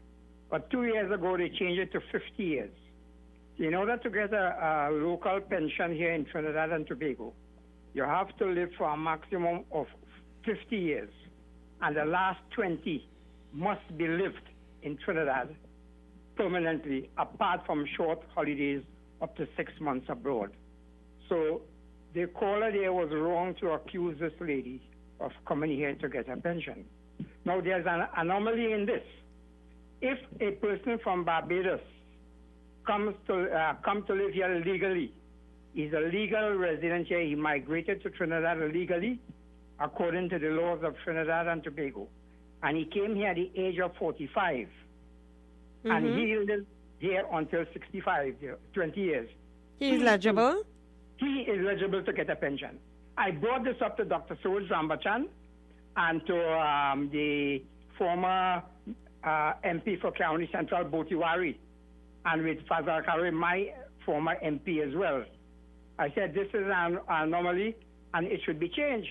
Because why should a person who was born here have to live 50 years, and the last 20 years, I said, let me repeat it, must be lived here for 20 years continuously, with the exception of holidays abroad up to 6 months. Yet a person coming from any part of the world at the age of 45, migrated to Trinidad legally, is a legal resident now, permanent resident. And he come at 45, and at the age 65, he can get a local pension, old age pension. That is wrong. And yet I have spoken to these... Well, it is one-sided, yes. Yeah, I spoke to these MPs in UNC when they were in power, and they did absolutely nothing about it. So that caller who accused Ms. Madras, I think he should apologize to her. Thank you. Thank you, Dr. Lachman. Thank you. 6367547. 5 minutes again on the program. Hello, good afternoon. Good afternoon. Hello, sir. Reason for why the man who come from St. Vincent or Barbados and that, we have a problem with that, is because if he is working, he contributes. First to begin, he pays VAT once he goes to the supermarket. So he contributes taxes. Second, if he owns a vehicle and he gets a license, well, now there no subsidy on gasoline, so he pays VAT. And if he's working in a permanent job, he pays NIS and health surcharge, sir. And if he pay more than 25 years, he's entitled to his NIS and his pension because he contributed to it. Unlike the person who go to America, they didn't receive a pension, but they come back here to receive a pension. So there's no difference in balance. They understand the logic. That can make sense. Good afternoon, Miss Duki. Enjoy your evening, ma'am. Good afternoon. Well, I think once you're a member of CARICOM, you are entitled to that. Hello, good afternoon. Mr. Lutchman, I who call on Double Madras. Yes, go and ahead. I said I apologize if it wasn't true, right? Right, Ann? Yes, go ahead. You go ahead. But Mr. Lutchman, let me tell you something, brother. When you talk, there is a set of go barrel. Because I know people who live abroad for all days of their life, and they come back here, and they only live for 5 and 6 years in Trinidad, and they get in the Trinidad pension. I know a lot of people do that. Right? Go away and live all days of their life. And when they do come back here, and they reach back here before 60 years, when they reach 65, they get the Trinidad pension. Because Dr. Lachman, let me tell you something, it's who you know and who know you. You can live abroad all days of your life. Come back here when you reach over 60 and still get a pension, who you know in this country. This country is not like the States. Right? If you know the officer, you get your pension in once. So don't let nobody fool you, brother. You might know the law that way 10 years or 15 years. But in this country, I know a lot of people who live abroad, get abroad pension, and they get into that pension too. Yeah. So check your facts and then come out good, Mr. Lutchman. Okay, thank you, sir. Hello, good afternoon. All right, I'd like to add something. Go I ahead. didn't come here for a pension. I could get my Social Security and stay here and keep my USD here and help this country. I don't need to come here for $3,000 and they go to the supermarket and you spend that money and it's gone within a few days. Things are very expensive here. Who would want to come here for a pension like that when you could stay in America and make $1,500 to $2,000, $3,000 a month USD? Go ahead and make your point. All right. So what I'm saying is this. We have a right to vote for leadership in this country. And when every successive government comes in, they dismantle what the last government have done. And it costs the taxpayers millions and billions of dollars. And all of that money is used for, you know what? Litigation, arbitration, and it's who you know. You'll see, right now they're getting big contracts, and you will see in 5 years, we'll hear, oh, what? He got $2 billion, $20 billion, oh, gosh. And then they'll be doing the election, and they'll say, look at this map. You see, here, the curve come down and they thief, and then it went back up, and they stop thieving, and they thief again. That is how they talk to us. You want a leadership like that? That is my comment, Ann. That's my comment. Thank you, Ms. Madras. Thank you to all of you for your comments. Continue to call in 6367547. Like this caller here. Good afternoon. Good afternoon again. Just lower the volume on your radio, Yes, please. I lowered it. Just lean across and lowered it. Yes. Now, the fact is that caller who tell me I speak in Gobar, he's very rude and disrespectful. Now, if he knows that certain people come here and who you know, and they illegally get in the pension, they only live here 6 years, he should have reported it. And if he did not report it, then he's part of the corruption that is taking place in the country. I'll give you one example. There's a lady there who's owns a big supermarket in the Kunupe area. She lived a long time in England there. And when she came back here, she lived here for over more than 20 years, 25 years. And when the husband was alive, he was getting his pension from England. And she never applied for her pension here. But when the husband died, she applied for the local pension. And they rejected it. So I wrote a letter there, and I went in there to the office, the social welfare office in Eleanor Street there in Chaguanas. Chaguanas, yes. Yeah, the street at the south side of the market. And I met the supervisor there. He is now retired. He's from Waterloo. And I told him, I showed the woman I showed him the thing. I said the husband has died. I took the death certificate. And she started getting it because they told her at the age of 72 she was. So they asked her why you didn't do it. So I said, well, she saved the government money, so why should you penalize her? And she did get it, you know. So again, I must say, if people are doing these things illegally, then it should be reported. Because I know for a fact, and that when you go there, if you lived abroad, and you go there to get a pension there, they want to see your passport. I have taken people there, filled their forms, and they have asked to see the passport. You know? So if this guy, who was so rude and disrespectful, telling me I speak and go well, he should have reported the matter. And if he did not report the matter, he's part of the corruption process. Now, I would like to give him, I think my number, I'll give him my number, is 6719863, 6719862. I would like him to phone me, and I will tell him what I think about him, which I cannot say on the air here. I'll give him a good piece of my rotten mind. All right, sir. Don't get into the personal attacks and issues here. 6367547. We are winding up the program. Politics 2020. Yes, Mr. Malik. This is Mr. Malik. Yes. And I will be 6 years in October. I work for people in my life. I work for one guy for 20-something years in my life, blocking chicken. And when I go to check for national insurance, the man only pays $655 payment for national insurance. I work for a company that called Home Developers for 6 months. I woke up to the 85 payment. And the kind of thing I had to do to get that national insurance money. I don't want to know my plan for my father name, my mother name, my parents pass away. I don't know. You know, you don't can call it ma and pa. You don't know your parents' right name, right? And I have to give a thing, and I have to look. You want to know if I own a passport? And I decide I'm not going for that money. I leave in that money just so. The gentleman who they call Mr. Satmaraj, I call he. I will call he and find out where the procedures to do because I don't have a passport. I never had a passport, and I never will want a passport. Get to one top to get a passport. And I'm blessed and present. Okay, thank you. 6367547. You have just a couple minutes again to call in. Good afternoon. You know there's something called a dual citizen? Yes. Okay. If Mr. Lachman want to know that they want to see a passport, it has people who live abroad. They have dual citizens. They have two passports. They have a Trinidadian passport and they have an American or a Canadian passport. Okay? But in America, you don't get an American passport unless you're an American citizen. But some of them have it and they have the Trinidad passport too. So when you come here and you want to apply for your pension and they say, let me see your passport, you could show your Trinidad passport that you never travel with it. Because you're traveling on the American or the Canadian passport all the time. You understand? So that Trinidad passport we're talking about get pension. I live in Trinidad here all days of my life. And when time for I to get my pension in this country, I had to sell out and put everything in somebody else's name or do something. I had a new pickup in my yard here, the last one that I brought.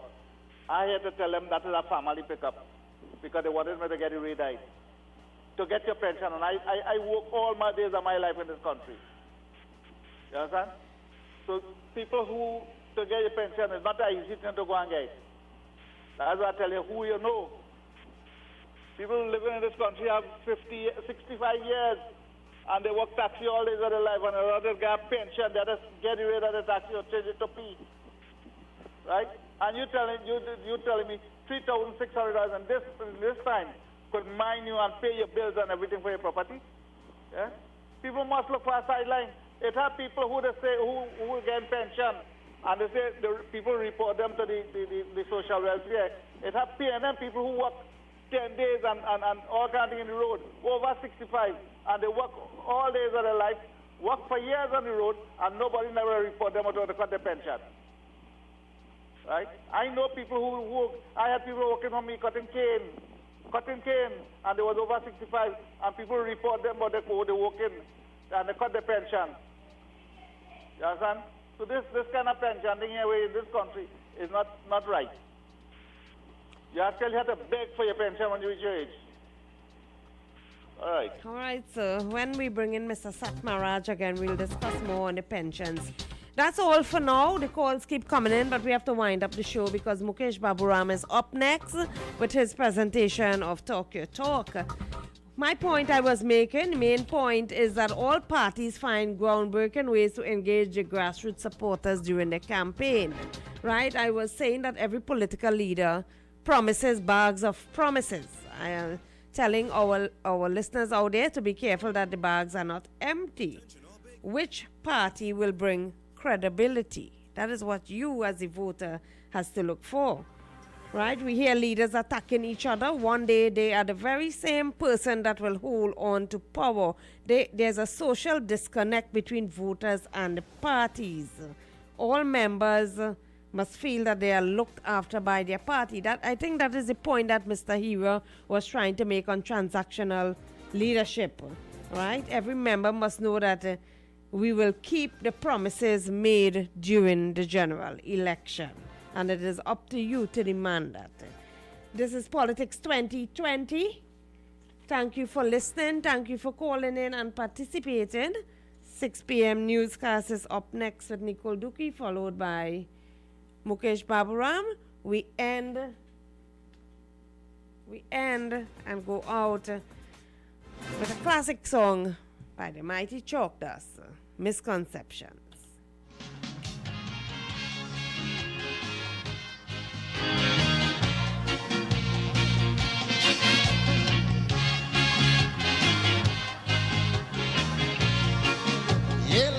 Yela,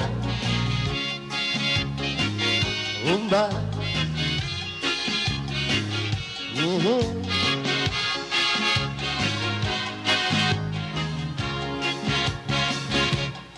Now that this our Dimash is going live the world over, I'm using this opportunity to erase some false images of we.